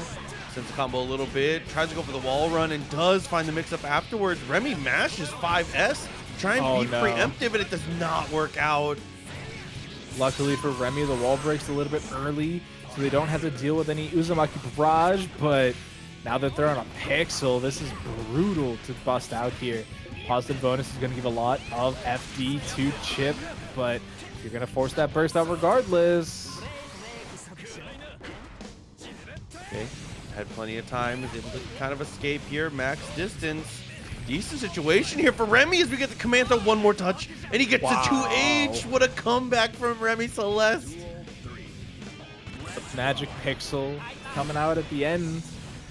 Marvelo definitely punching the air a little bit there, going, I only needed one. Why did I give it up so easily? That's when Marvelo starts thinking about Shuriken. No. Said, I'm going to make this work. I'm going to make it work. JP, very nice. Found that knockdown for the second time. These air-to-airs from Remi are looking so clean. Forcing Marvelo back to the full screen scenario, but back through the wall. Positive bonus now for Marvelo. What can they get done with it, though? The question is, they get interrupted by just such a massive counter hit and the forward throw RC.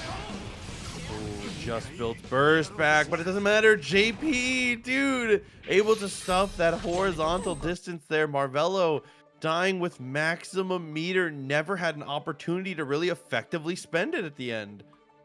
Yeah, which is interesting because Marvelo's usually pretty quick to let those rock. You know, doesn't sit on 100 tension for long, you know, whether it's an RC or an overdrive, like constantly trying to keep the tempo forward.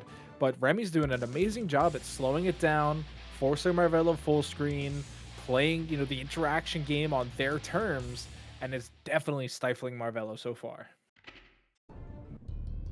Duel 1. Let's rock.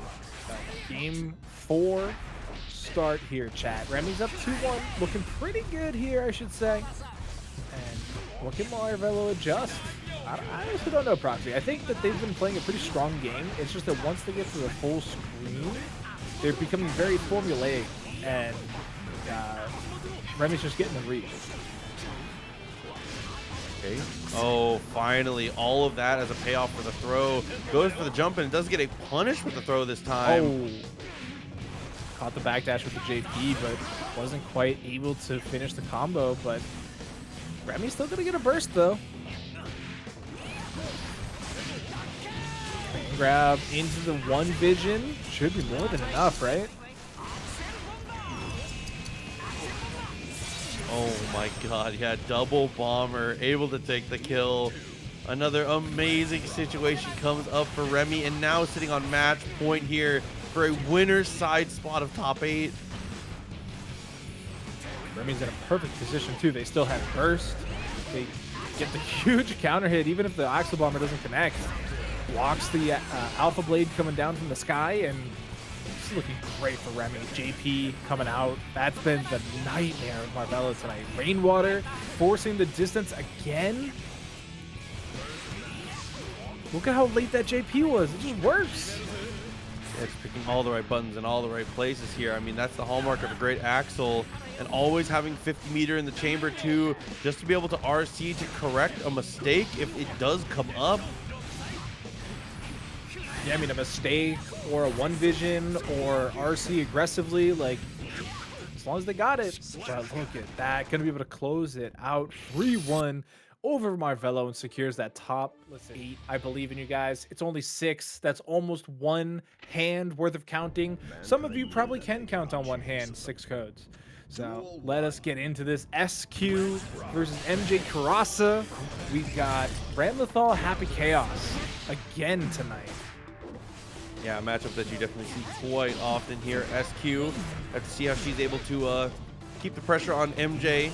See if you can earn any wins out of these scenarios here. This is an interesting matchup too, right? Because there were a time when, you know, the beta 2 came out, the game released, people were like, Ramlethal is her problem. She needs to control the game. She does control the game. And now we got Happy Chaos, who is very clearly taking the crown away. And MJKurase just not having this round. Yeah, I mean, as soon as SQ is able to extract any amount of value here, she just goes off to the races. It's pretty consistent. Oh no, that is one of the best starters you can get there from Ramlethal. The second hit of the Rekka, even on counter hit, you just explode. And yeah, that's game one, chat. I hope you guys didn't blink because you missed it. Yeah, I mean, we've said it a couple times today, but it's another one of those, you know, you don't really, sometimes you just get hit at the early round and the round just kind of ends. That's just like the Guilty Gear Strive effect. It can happen to you. It doesn't even really matter the matchup. Like, even Potemkin can just like 99-second like accident you and just just outguess you twice. Like, it's gonna happen. You can't let rounds like that get to you if you want to compete in this game. Yeah. And that's not just this game, that's any Guilty Gear game. Like, you always have those rounds where your life bar just melts away, and oh, that air was sick. Just short of the 50 tension, but you get the burst, and that is a definite victory here up against the Happy Chaos player. Connect. Couldn't actually extend the combo though. Goes for the Rekkas and does reset the Rekka pressure actually, and takes the kill. Best super. Duel 2. Let's rock.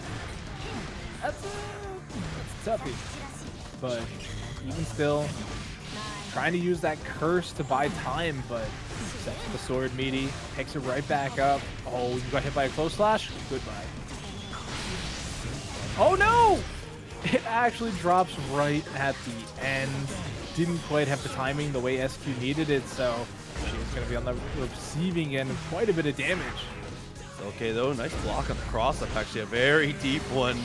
Rekkas come out, it's actually a little too low to be able to get hit by that. Does PRC forward, but gets obliterated for it. I think didn't have the tension for it, but still a one-shot game from either side, really. Oh, the clones! Clone takes the first hit, the protection of Mr. President. Yeah, second hit, he's able to low pro, goes underground. Able to completely avoid that. Rekkas to the corner, meaty sword. There's so much to keep track of in the mental stack for Ramlethal, against Ramlethal players. Like, huh? That is SQ. SQ uses that exact scenario better than really anyone else, I feel like. I don't see many other Rams set you up for that kind of pressure like SQ does. Really, really well played to be able to just take major advantage of a situation that, again, not a lot of other people find mileage for.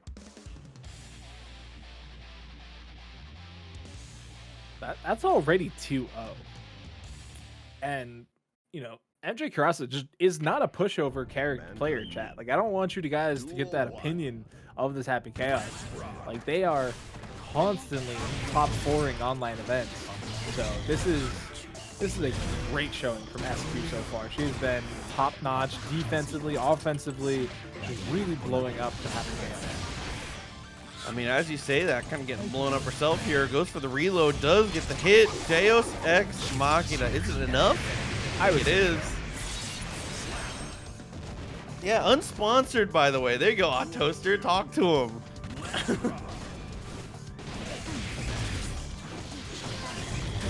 Round start, going the way of MJKurase yet again here.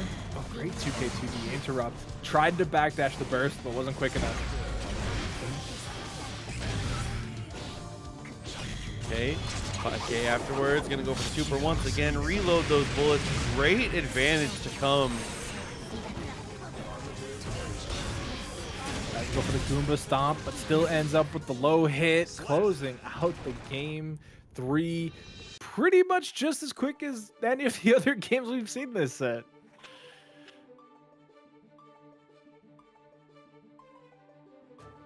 That was definitely a happy chaos round there.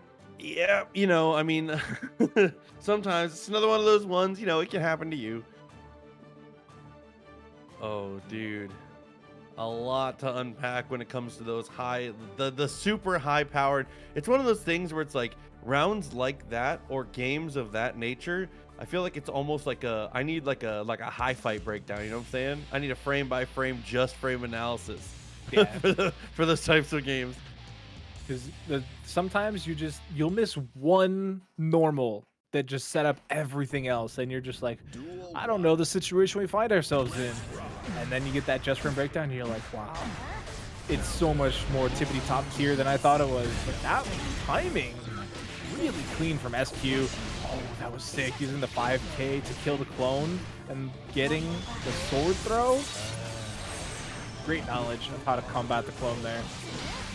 Solstice connects, does get a little bit of value afterwards here, does get the poke out. RC is spent immediately though. SQ wants to end the round, and for good reason here. Be careful, Jay, there's still 50 meter, but we're not even gonna have to spend it on the dash up throw after the YRC. SQ bravery. Lots of resources spent too. Like you got the burst, you got the 50 tension from the YRC, you got even RC before that. Like SQ just did not want to play that round. Now that they find themselves on set point, we're seeing them not want to play any more rounds against Happy Chaos. Going for the laser, gets the wall break. What's the Oki option here to close it out? Guess for game? Here's 2D. Get 2D again, takes a shot. We are backdashing. Oh my god. Oh, look at the clone. Putting it down to a pixel. The BRC throw! Oh, okay. That was really close to the ground. Okay, SQ being able to not only in that category, looking at our next matchup, NBNHMR versus Remi, Celeste, Axel versus Nagoriyuki, and that's a tough start. Yeah, top 8 starter here. This is a match that I think in the beginning of in the beginning of Strive, I think a lot of people felt like was like relatively even-ish, but as the patches kind of held up and the patches changed the game here, it's become significantly more Nagoriyuki favored. Specifically, we didn't even get to see one of the biggest reasons why. The clone invalidates so many things that Axel wants to go for here, and Nagoriyuki just so much stopping power on offense once he's able to get control of situations just like this. Yeah, takes him to the corner. Finally forced back out, but you know, we used to think that it was difficult for, you know, Nago to close this gap because, you know, single jump character, slow move speed, doesn't have a traditional dash, but like you said, patch after patch, we're seeing these movement options expand and explode here for the, you know, Samurai, and Axel just gets obliterated. Okay. Way too far. S is able to find, there we go, the 2H this time working out beautifully, and gets the jump and punish, maximum damage here. NBNHMR, yeah, and meter.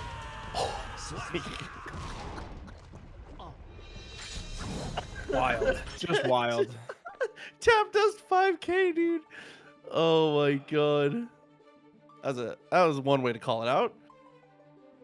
5 dust is really a crazy normal.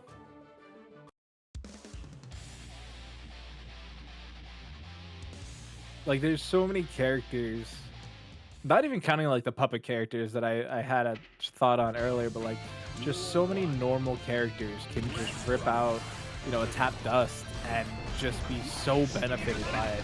Like Nago and May and a couple others where it's just like you see it happen in real time and you're like, I cannot believe you do that. That's not fair. But here we go. P2 corner, side swap galore. As we are going to see NBNHMR try and fight their way out, but that blood gauge starting to become an issue. Yeah, oh, able to use that JP to actually preemptively stop the attempt at the super dash there from Nagoriyuki, trying to use that jump momentum and cancel it with the BRC. Still can't believe they buffed Nago normals in the level 2 blood range. There we go, see? If he had bigger normals, he would have been able to contest there. Still did more damage than Axel once he finally did get the hit. And look at the air-to-air, the hero burst coming out of Remi. My God, so risky. I think part of it from Remi there was just he wasn't expecting that to fully combo, and then when he sees he's gonna die, he kind of panics, like for good reason. Like it didn't seem like it was gonna work that well, and then it just was butter. He's like, oh God, hold on, I'm in danger. How often do you expect to get like air-to-aired by Nago like that? Not very. Okay, 5K. Still doing a great job here on the presses into the Beyblade max distance. Goodbye. What happened to your life bar, dude? Oh, drops the combo though. Had they gone for a more traditional route, maybe they would have broken the wall with the overdrive and been in, you know, a very advantageous position. But now they're fighting against Axel with 50 meter, and they're in the life deficit here. Oh, and a really, really nice utilization there to be able to stop and beat the Beyblade. As long as you're preemptive enough, it is a fantastic option for stopping 2S Beyblade. A lot of those early situations that Nagoriyuki tries to blow open. Yeah, and that's tough. You know, one drop combo leads you to losing the round, and you know, even though we don't have burst for Remi, and I mean at this rate, I feel like we might not even get a burst out of them here. But NBNHMR's not going to have the chance to burst at that type of distance. They're going to have to be a lot closer to deal with it. Might get a tempo version here in a second. Vampire Bite. Okay. No. Not like this, Proxy. Not like this. Alright, still alive. Yeah, I mean, I will see how it turns out here. One Guess more for game. potential situation. Solstice comes out, still okay, draining a ton of meter having to block this, but it's well worth it to stay in it. Oh, no. the forbidden air dash. Oh my God, dude. Nagoriyuki, he said, I'm done. He says Dragon Ball time, baby. Presses the super dash. Able to close the distance, take that hit. Great decision making. It wasn't even a trade. NBNHMR was too fast, and you couldn't even get the normal out of Remi, who thought they had the read. You saw the sickle start to go up into the sky, and they thought they had it, but the speed boost was too much. Oddtoaster saying that the Beyblade is super dash. Yeah, multiple angles. The tracking is what does it in there, really. So flash after that pressure, 2K able to break out. Doesn't get very much value for it, but that's okay. Sometimes just being able to interrupt is more than enough sometimes. Oh, this is gonna be a big damage starter here. Forces him into the corner. Remi a little behind the times here. Blood gauge in a good spot here for NBNHMR. Wow, great challenge there. Gets the side swap combo. Is that enough to break the wall? It will be. Okay. Out. That clanked with something from that distance.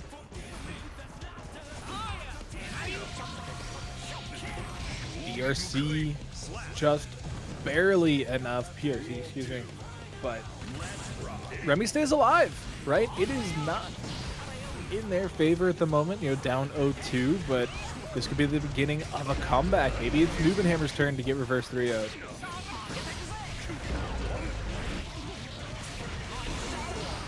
Okay. Then the burst, so both of them off the table now. Every 2K2D dashes backwards afterwards. Small punish, but not too much for it.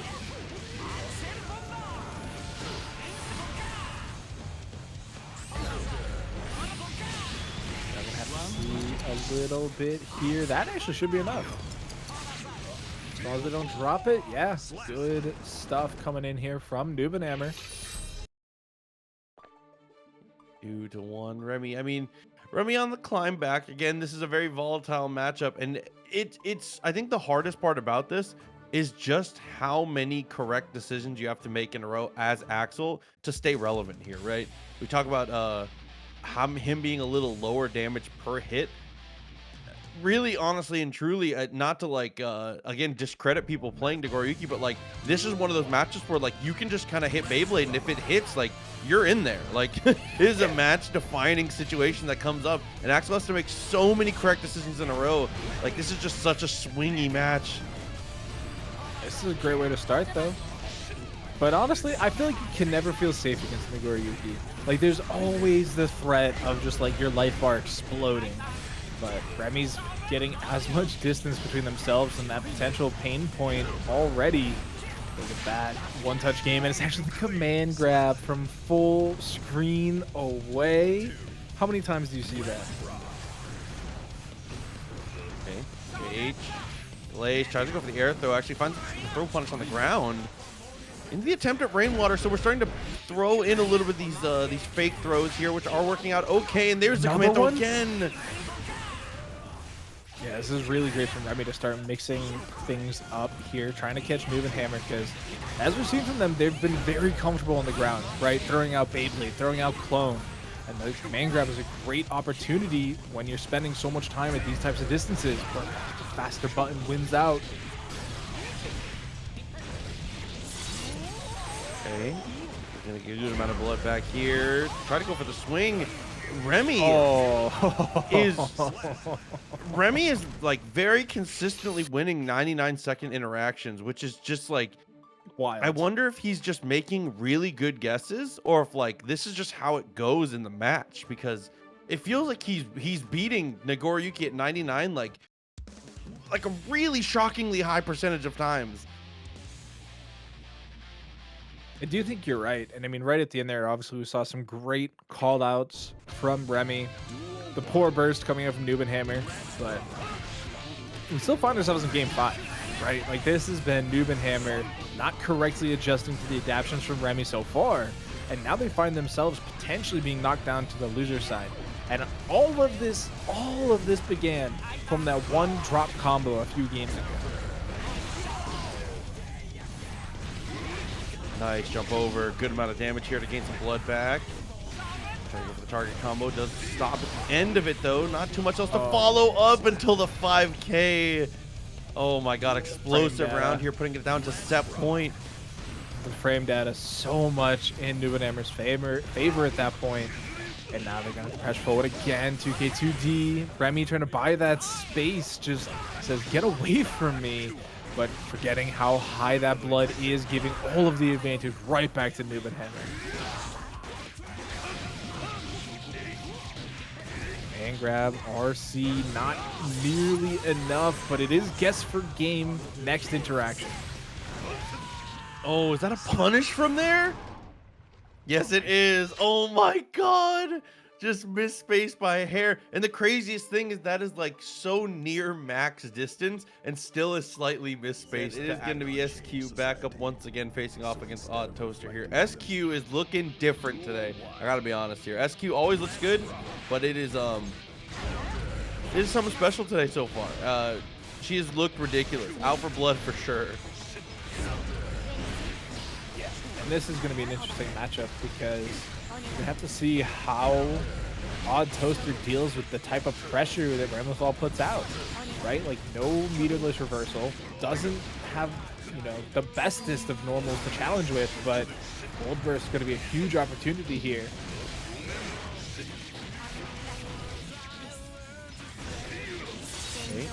Okay, break the wall, evens out the life bars here, but the resources heavily in SQ's favor. Doesn't go for the full Rekka. Pulls the third card into the RC. Oh, the sword explosion doesn't actually connect. That might be enough to close it out. Oh, the clone doesn't actually catch that far away. But not a lot to work with here on the side of SQ. She's going to do her best. That actually connected. Oh, this is scary. That was a sick backdash there, but Oddtoaster unwilling to press in that scenario. 5K up to the backdash, and now a pixel of life, and he commits. Fukio DP. He bets it all, and it's perfect. Sometimes you can get away with these things. It is unbelievable, but it works out. Back to the corner, reads the Mortobato, but doesn't it? I was gonna say didn't have a punish, but here we go. Big damage, big health bar disappearing. Oh no! I don't think it's enough to kill there. One more guess though, and Chipp is a factor. Look at the life bar as well. Out of meter now, and 5H will kill.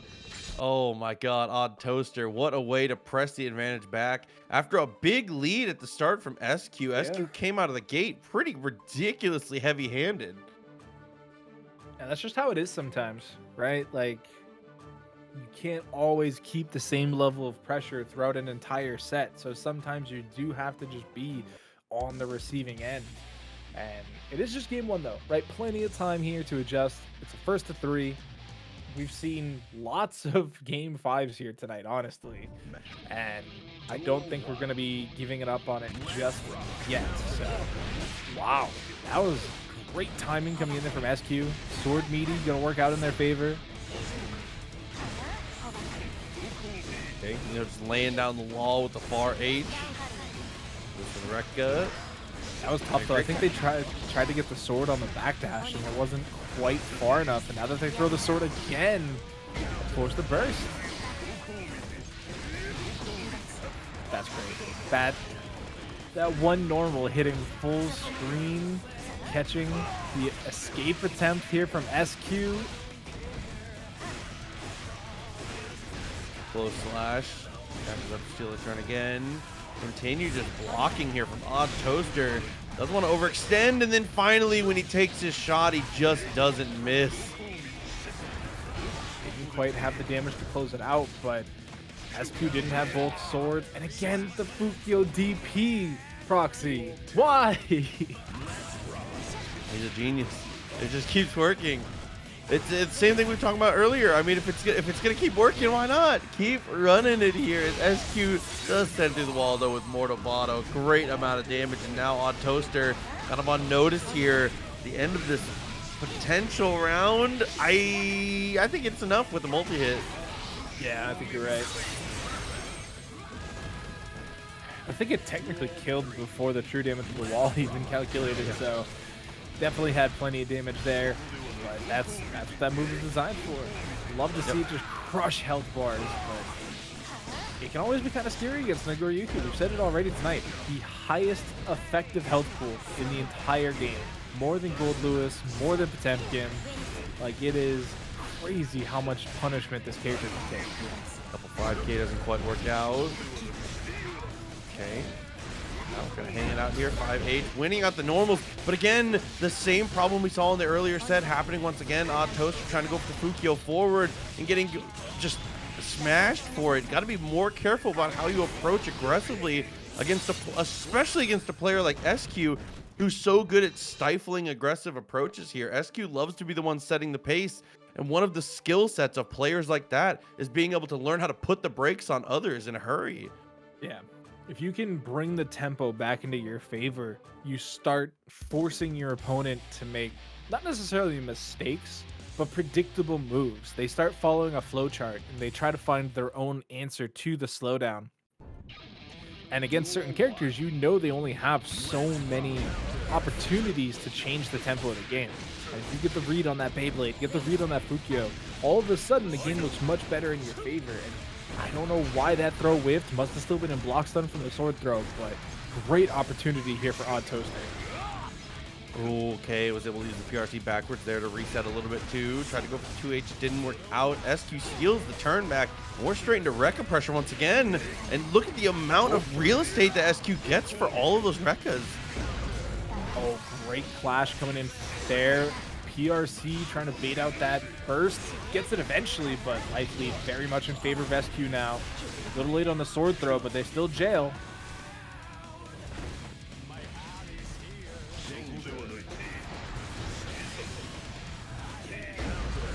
Oh, great up back. Not quite enough to kill, but they do get the side swap. Damage on the shatter as well. The positive bonus is going to be huge here, especially if they keep backdashing like that. I agree. Jumps, poking it out. Oh, the throw. SQ, the conditioning finally starting to pay off here. He's gone for throws so often after that after that weird close 2S. 6P always. Wow, that was crazy. Didn't quite get the pickup, but we're gonna get resets. More Tabata comes out. How are you still alive? What is the privilege? Hold on. I feel like I've seen this movie before. Okay, we're able to prevent it, dude. That is a nightmare. There's nothing scarier than a Nagoriyuki player at a pixel of life who knows he's still in it. He was so ready, dialed up, looking for the. You saw even on the first attempt at interacting, it was DP. He was like, I gotta swing for the fences. Yeah, I mean, it's worked before. Why wouldn't it work again? Finally, the 2P comes out and interrupts that last-ditch effort. SQ now heading into potential set point, but you know what their victory prize would be for winning this set? They have to go up against another Nagoriyuki player in the form of Nagoriyuki. So it just never ends. It's sword battles all day long. Gets out of the corner though, keeps the pressure applied with that sword explosion, picks it up, keeps it going.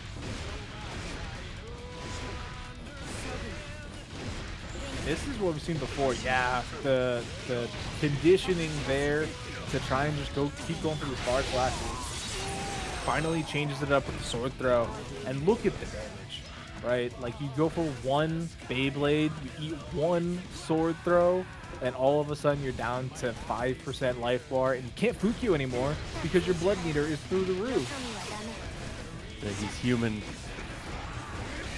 Gonna go for the full conversion there. Double RC for repositioning. Does find the hit, and the burst comes out. Oh, and the close slash again. Oh, just in time. The blood gauge is full. Oh my god. Clutched it. I can't believe it. Twice in a row. Man, Nagoriyuki does a lot of damage. Counter hit coming through. Oh, this is scary for SQ. Like, you have to start getting nervous at this point, right? Like, you have the lead, sure, but like, lose this round, all of a sudden we're heading to a game 5 and you gotta do it all again. And you know that they just watched that Remi Celeste NBNHMR match, right? Where all of a sudden the reverse 3-0 started becoming reality, and then the Nagoriyuki player gets one opportunity, one chance, and they don't blow it. Oh, and there's that one chance. Swings a normal where the sword is still gone. Oh, that's no. Such a risk. Actually gets it. Should be able to close out this round 2. The windshield wipers from SQ. What a call out. That is a type of situation you only go for because you have the tension to back yourself up. That is so risky on block. They make it work though. They take it to set point, and they just gotta close it out. They got the wreck up, but they dash canceled right afterwards. Blood tick to tick. Gotta be careful. No special moves available. Can't even really swing in some of these scenarios. No way to convert. Oh. And here we go. A little bit of extra damage on top. Spends a 50 meter. Has 50 more in the pocket. SQ set to win this potentially. Never can count out Nagoriyuki though. But this is what everybody gets so afraid of against Ramlethal, is this near infinite RC on block loop with the positive bonus.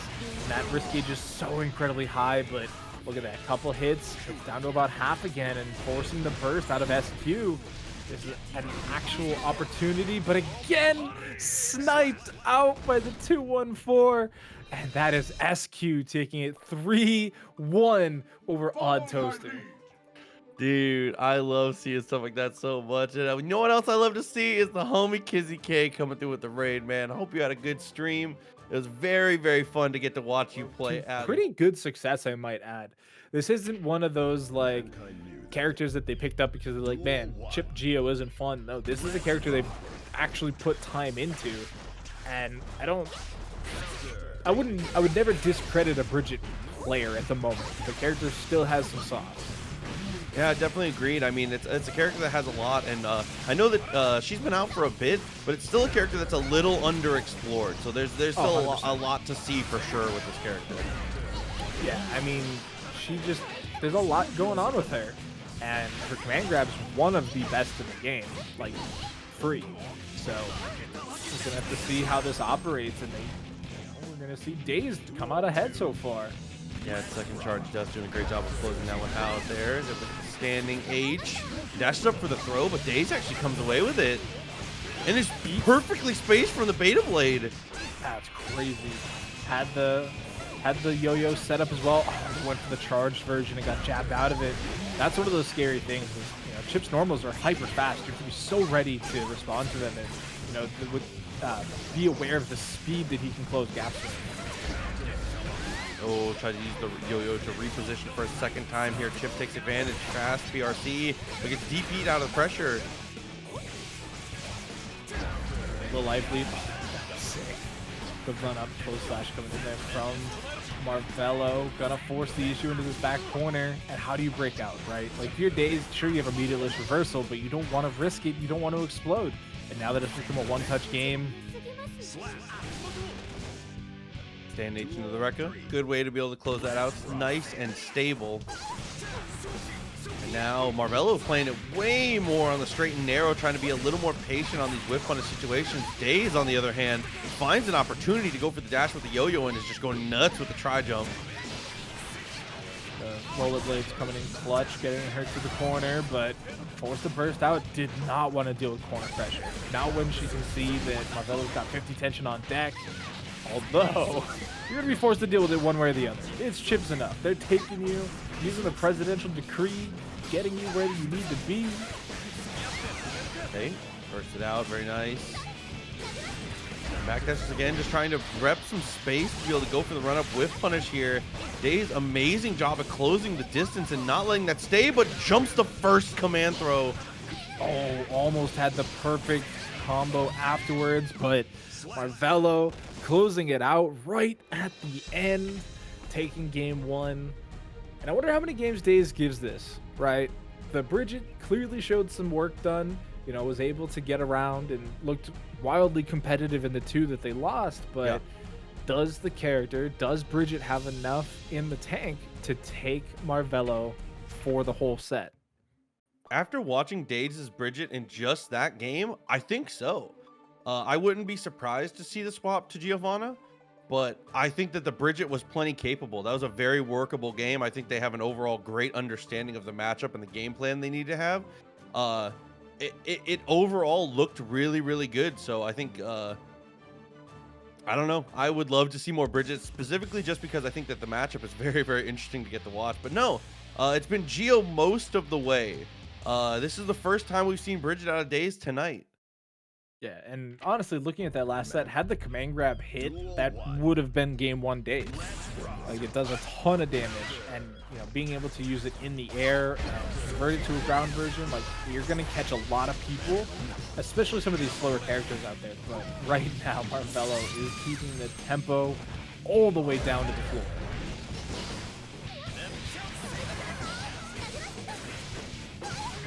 Okay, the whip punish there on the attempt there from Marvelo. PRC to get aggressive, does find the hit, tries to reset, and Beta Blade breaks out of it. Very nice from Marvelo. Yeah, unfortunately, Bridget, you know, when she does go for these mix-ups off of the yo-yos, it's another one of those characters that are just super susceptible to 6P. We talked about it, you know, when Daze was playing Geo earlier, right? Like, a lot of the stuff that, you know, you try to play through as these characters, all of a sudden 1-6P just invalidates you because you just get hit full screen, you get counter hit, like, it's tough. But, you know, Marvelo's finding a lot of other ways to interrupt these potential mix-up opportunities and simply just DPing some of them. Okay, first came out though. We're still in this. Tried to go for the back dash. Looks for the attempt to dash to the yo-yo, and Marvelo is looking incredibly adjusted to the matchup here. And now at this point, with those 2 rounds in a row, now I would not be surprised at all to see the swap here. But Daze might still stick it out. It's just that Marvelo looks pretty in tune with the matchup here. Maybe he was just caught off guard in the first game, because the second game he looked in full control. Yeah, the game 2 so much faster, so much tempo control, but Daze sticking it out. You know, we are in loser side, so this is one of these players' final set in tonight's tournament, and Daze betting it all here on the Bridget. Has to win the next 3 games in a row with this character, and it's not a good start. It's not great. Gets knocked down, has to deal with the clone on wake up as well. Got great challenges though. Okay, Okay. Oh, but the dash up 6P actually predicts the attempt to go to the yo-yo there. There's the Rekka starter into the super. Bridget is gone. That's crazy. I feel like the scaling of that overdrive just makes it so that it almost never kills, but you know, Bridget being another one of those zero guts characters, one of only 3 in the game, like she does not take a lot to close out a round.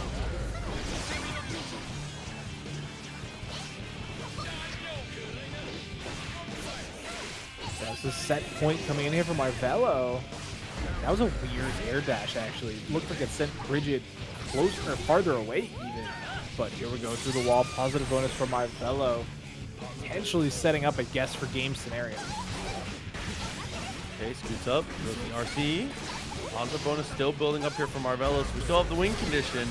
Potential the infinite block string here. We're going to wait for the burst. Wind is Daze going to spend it.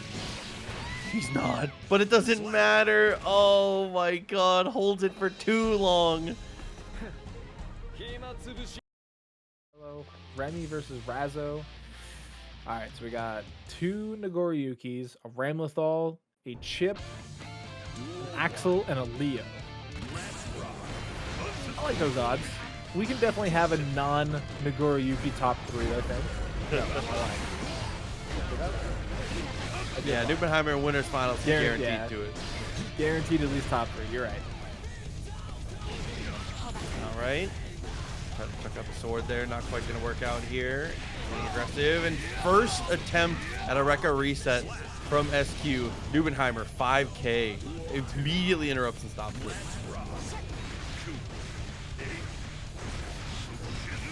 Definitely a much better tempo coming out from NBNHMR, I should say, than we saw with earlier Nagoriyuki's.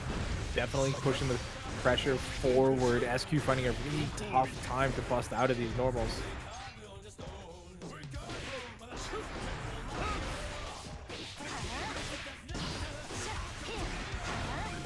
Finally getting themselves out of the corner there. Back throw could potentially be what they need to get the tempo on their side. Both sides still having burst. Sword throw. Just going to jump out of it. Oh, but the Rekka coming all the way through. Big damage. Are they going to build up the tension needed for an overdrive? Sadly, no. Oh, but it doesn't matter. He's able to bait the burst there on the jump forward. Really nice from NBNHMR to take the first game in a matchup that SQ has already kind of proven herself in once today already. Has already looked very strong against Nagoriyuki. NBNHMR, a different beast, though. Yeah, right. CEO Taku champ.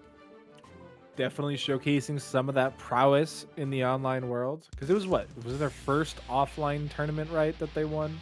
That was their first offline major ever, yeah. And they just showed up and won it. They definitely play with there's not a lot of nerves, I feel like. They can get there sometimes, but I think a lot of the times when I watch NBNHMR play, when there's any kind of like nervous energy, it feels like it comes out in aggression, which I think translates really well for the way that they like to play the game.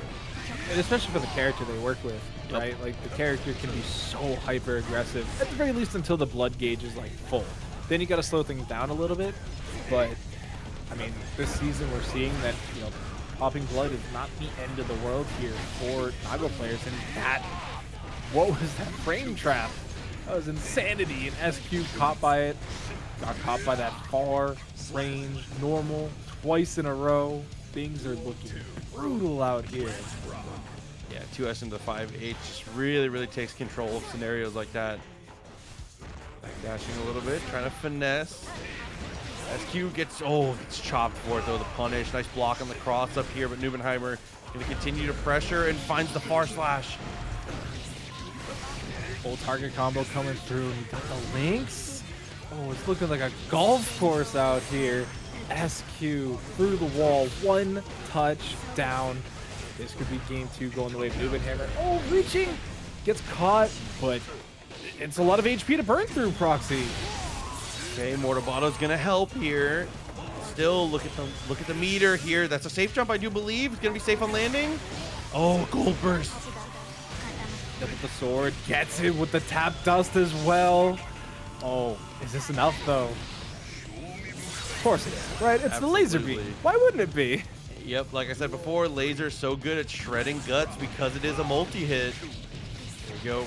Amazing round start from Nubenheimer, though. We're going to go through the wall after the 6-8. Blood pretty regulated here, and half the life already gone for SQ. Yeah, I mean, look at how fast that blood's draining now, giving more life over to Nubenheimer to play with.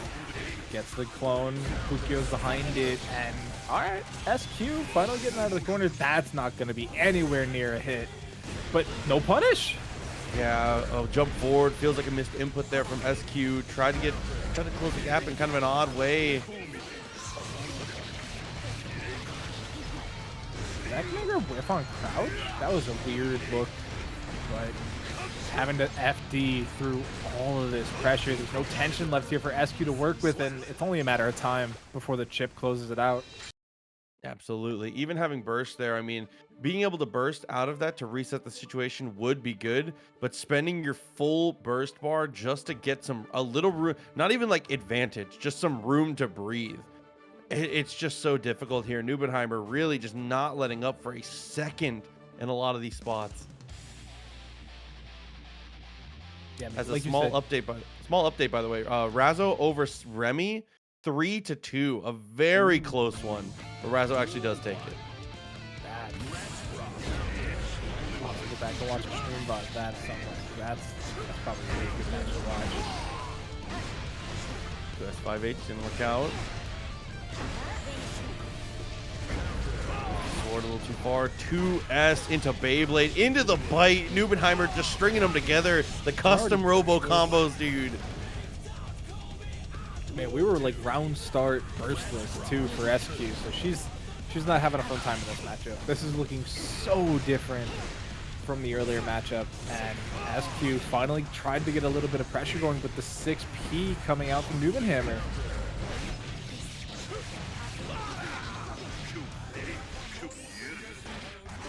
That was grimy. The BRC dash forward into the command grab, giving so much leeway here on the blood meter. That said, now it's already back up to 2 bars. Oh my god, and the far slash just barely pokes her in the hat. Good god.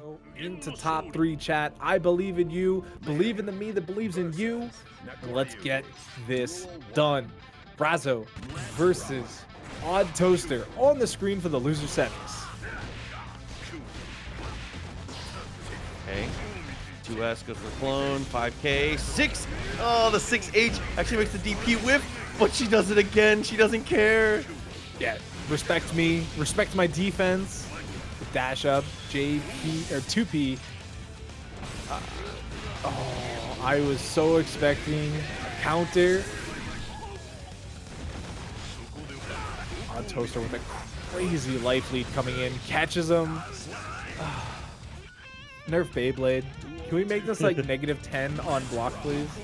-5 on hit. Like, nice Fukio backwards there. Tries to go for the 5K. Razzo with a good contest, but still, Oddtoaster able to go for the 5K again for good pressure and interrupts the backdash there with the 2S as well. Really nice footsie so far from Oddtoaster. Yeah, I was gonna say that was a crazy long distance 2D coming out from Razzo. Didn't quite work out for him. Got some just blocks though. YRC on. Dude, and then the Beyblade, the burst distance is so ridiculous there as Oddtoaster takes the first game down. Dude, I love to get to see that exact type of situation get exploited there, because it's one of those ones where it's like, it feels weird because of how long the range is, but like, you can't be caught sleeping at the wheel in the range of that Beyblade. You know how long the burst range from this character is. Yeah. And especially now that there's always the chance of like the instant Fukio Beyblade for the added move speed. Like, you have to be so careful. And against, you know, a character that's so grounded like Leo, like you have to be ready. And we've seen Razzo, she has just blocks. Like, she can do it. It's just that sometimes you get caught sleeping. The jump was there. They had the read on the burst, but Oddtoaster with the slight delay wins out in the end. And again, Razzo now delays themselves. Okay. Oh my god, what a little fake there. Puts him on his heels, the guard crush, and then gets incredibly aggressive afterwards there. Razzo earns the turn with the overhead. Aye, but the throw tech does not work out here. Already to the wall, but the DP comes out. I'm surprised that hit. It looked like it really wasn't for a second. Comes down with the drill from the heavens, but back throws from Oddtoaster puts them in a perfect position to crack this wall. Goes in for the overdrive, so we're gonna get the Oki on the other side. Pretty much guess for game here, or guess for round for Razzo. Oh my god, and then the blood-sucking universe is able to take the bite. Oh, dude, Oddtoaster, oh, the Fukio backwards into Beyblade. What a punish. That's crazy. That's crazy. And now we find ourselves life deleted, deficit all the way through. But if there's any character that can really close a gap like this, it's going to be Leo, right? Like one series of back turns, series of events, and you find yourself on even footing. What is that jump combo? That is some crazy old school Guilty Gear coming out. Almost lost control. Like, that was close. The 5P coming in there from Oddtoaster was really scary, but BRC gets the throw. Razzo staying alive, tying it up one apiece. Yeah, Oddtoaster had a BRC of their own, had an opportunity to potentially use that to try and reposition, but unfortunately was just a hair late. Once Razzo was able to close that distance to be close enough for the throw to be a relevant offensive option, it just kind of it kind of ties your hands as Nagoriyuki. You don't have really a lot to do to answer it, especially when you're BRC slowed. Like, that is just kind of checkmate at that point. Yeah, you basically have to hope that you either have burst or a counter RC. And when you don't have either of those, you just, like you said, game over. GG's, go next. Nice challenge out there with the 5P. Sets up the heavy fireball and just continues their way through. Doesn't opt for the overdrive though, so we are going to have an even round start. And that was the they tried to do it again, Proxy. They were like, it worked last time, it'll work this time. Over, PRC gets aggressive. Nice press from Oddtoaster. Cuts her off.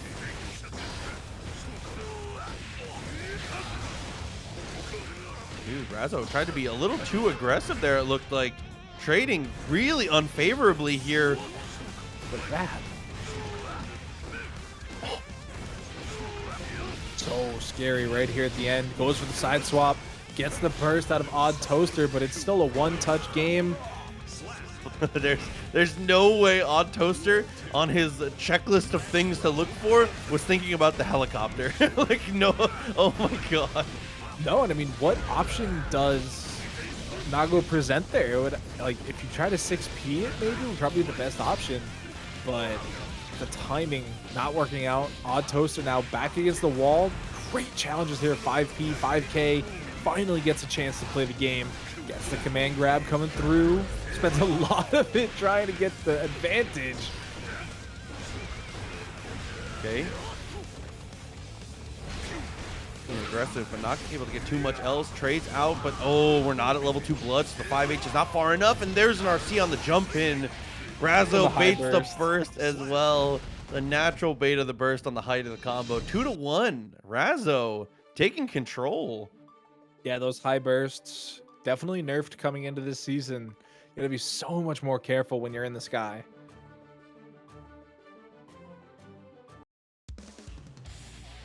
Goku fella?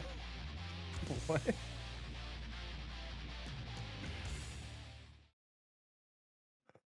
Oh, chat. You're crazy. Round start. Bananas coming out from both. What is that damage, Proxy? Can you just explain to me in detail why that was I can't even speak. The damage was too high.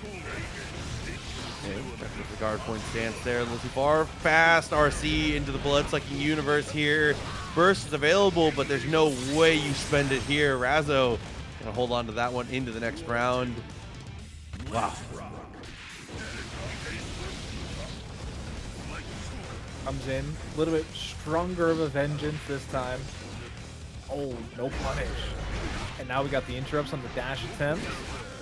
Again, just the Fukio backs from Oddtoaster and Razzo trying to chase down, not working in their favor. That time they just got interrupted. Nice jump there, but the 2H, incredible call out. This time, it was at the top of his checklist. Oh my god. So aware that time.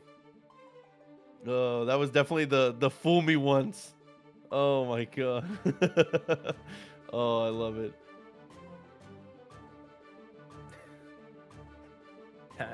Yeah, these top players don't even know that if they hold back, they block. Chat, I've been trying to tell them. They don't listen to me. I'm just a commentator. He doesn't even have overheads, chat. What could go wrong? Your risk gauge going to red doesn't matter if he doesn't hit you. It's true. The flashing is more of a suggestion than a warning. But looking for the throw, nice backdash, trades, going out. Razzo wins the positioning war, and that's really all she needs in this. Oh, great come through there as well. Not gonna burst. Gonna hold that for the potential second round, I have to imagine. Unless Oddtoaster goes for the hero option, but especially after that flash kick, I don't see it. Fukio backwards. Oh my god, is able to get the throw there. Razzo taking back control here. Potential set winning round, but the DP at round start from Oddtoaster getting incredibly aggressive. And the blood gauge so high now after Razzo gets the whip punish. Yeah, that's one of those normals that feels kind of risky at full screen because of the length of recovery, but now that Razzo's on the offense, she can really kind of play with it. Waiting for the burst, not gonna happen. And there's only about 5% life left here on the side of Oddtoaster. Like, when do you burst? Because if you get hit once, you're really over. Yeah, no. Good burst timing there. Had to spend it at some point. Goes for the DP. Had to go for the bite, and Razzo recognizes it and jumps again. As soon as you see DP from Nagoriyuki in that scenario, you know he's popping. So you might as well just do the most safe. They can challenge the crown. And I think that SQ is a player that can make the adaptations to be able to kind of switch it up and be able to come back in this scenario. So I think that either player that wins this one, we're going to have a great match in grand finals. We'll see how it works out between these two, though. Razzo and SQ, losers finals, burst out of Razzo very early on a crazy counter hit from SQ. That could have been just a round-ending counter hit, honestly. There's so much damage that comes out of that combo starter. And look at this chase down. Got the burst, got the tension. The great 6P interrupt, though. 6P? I feel like people's thought process on Leo 6P has changed since the game came out. Gotta go for 2K twice in a row. Backdash away. There comes out. Guard point stance. Like the idea, but SQ gets the better of it.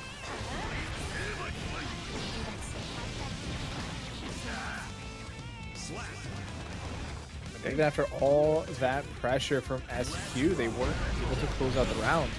And that's something we said against Nubenhammer too. So that is definitely the adjustment they need to come up with soon.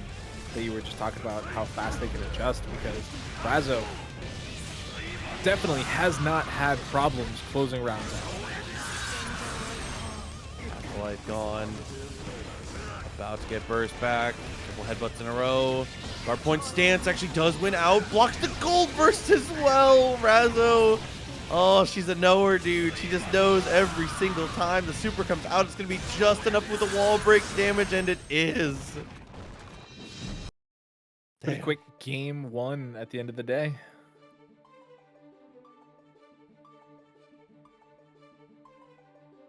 So we'll see if Razzo can keep that that kind of momentum up, or if SQ can fight back into this one. Like I said, SQ is a player who's incredibly strong at adapting on the fly, so there's more than enough time for her to be able to stay in this one.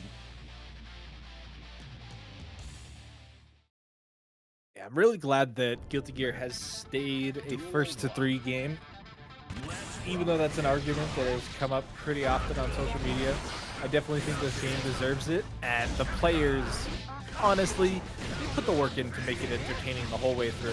This is not one of those boring first to 3 games. As we say that, the guard point cancel from Razzo just crushing SQ in this scenario.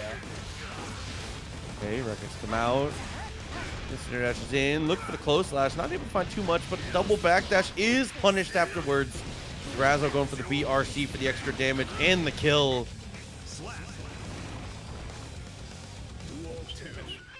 I'm really glad that Leo has had this resurgence this late in the season. My only fear is that he doesn't end up in a good place next season because he's so fun to watch, in my opinion. Because there's so much expression in how he's currently playing the game. Razzo gonna get another overdrive through the wall. SQ just barely surviving. Oh my god, and the headbutt to come through to secure the perfect.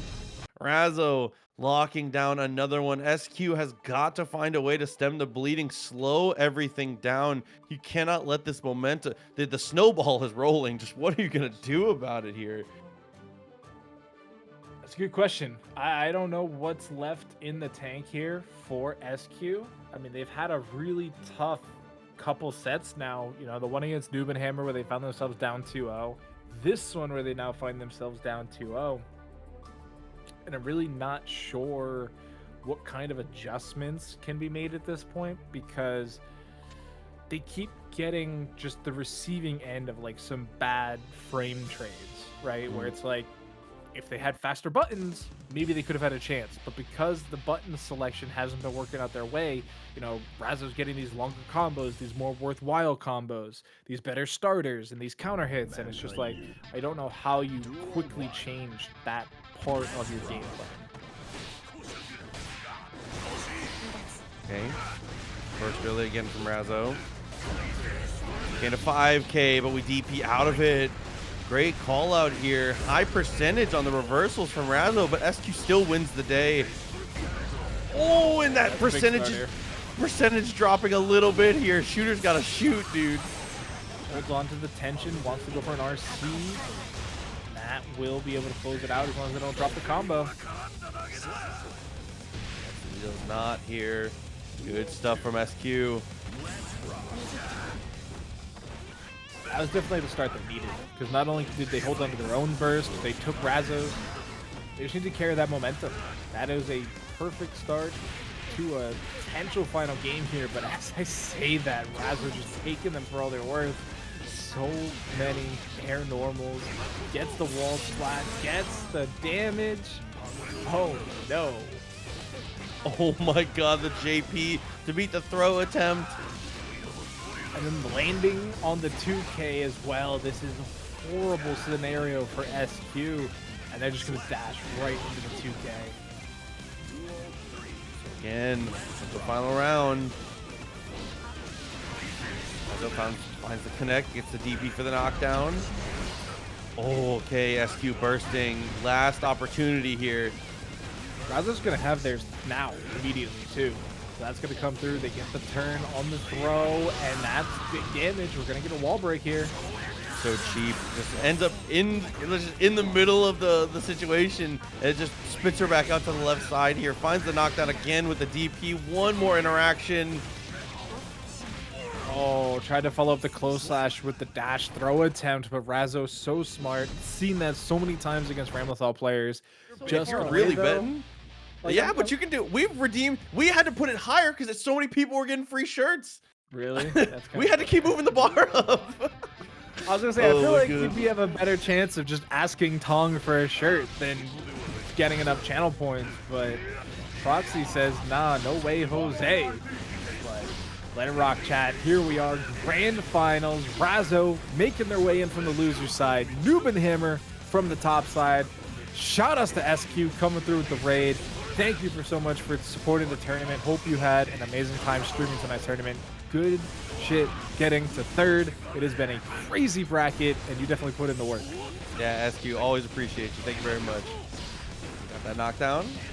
The low, able to extend it a little further. Not quite enough meter to be able to go for the super to break the wall, but still a great situation coming up. Positive bonus. She's going to sit on her hands a little bit here. No reason to overextend.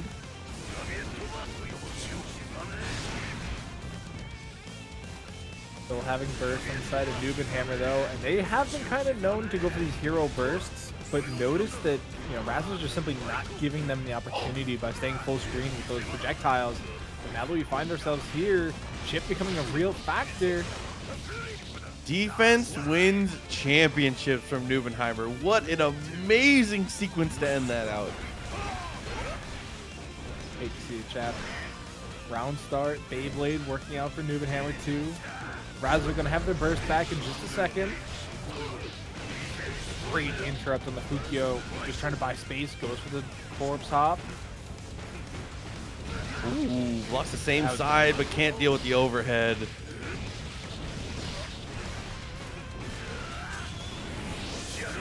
Plus, very plus. Oh, but he pressed! Oh, no! Oh, that's one of the cheapest setups, dude. Spend the meter just in case. Yeah, you never want to be found left wanting, so you always got to spend that cash. Can't take it with you when you're gone.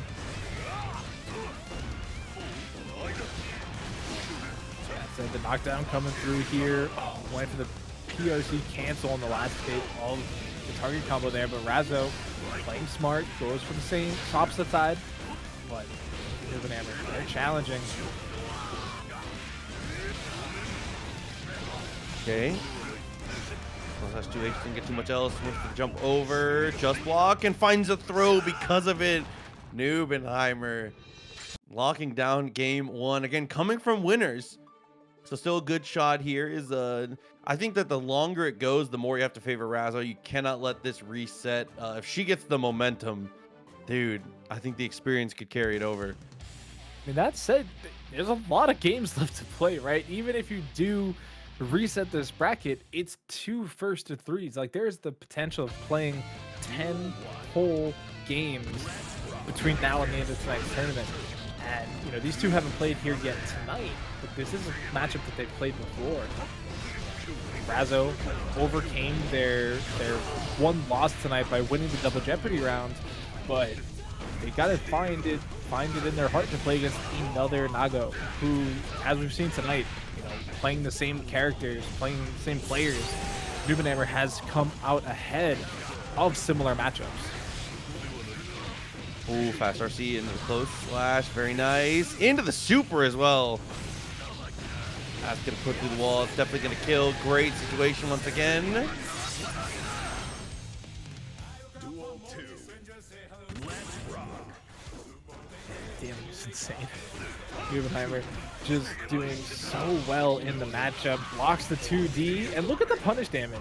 Like, that is absurd. You just lost 40% of your life on one 2D punish. Just my god. In the close slash? into the throw. Now the command grab on top of it. You get free range to just throw out specials. He's looking a little different right now. That's 2 in a row. That is a kind of ridiculous play from him so far. This has been lightning paced too. Like, the amount of mental fortitude to have to come back from this scenario. Not only do you have to lock in your character for the next 3 games minimum, you then have to play an entire other set.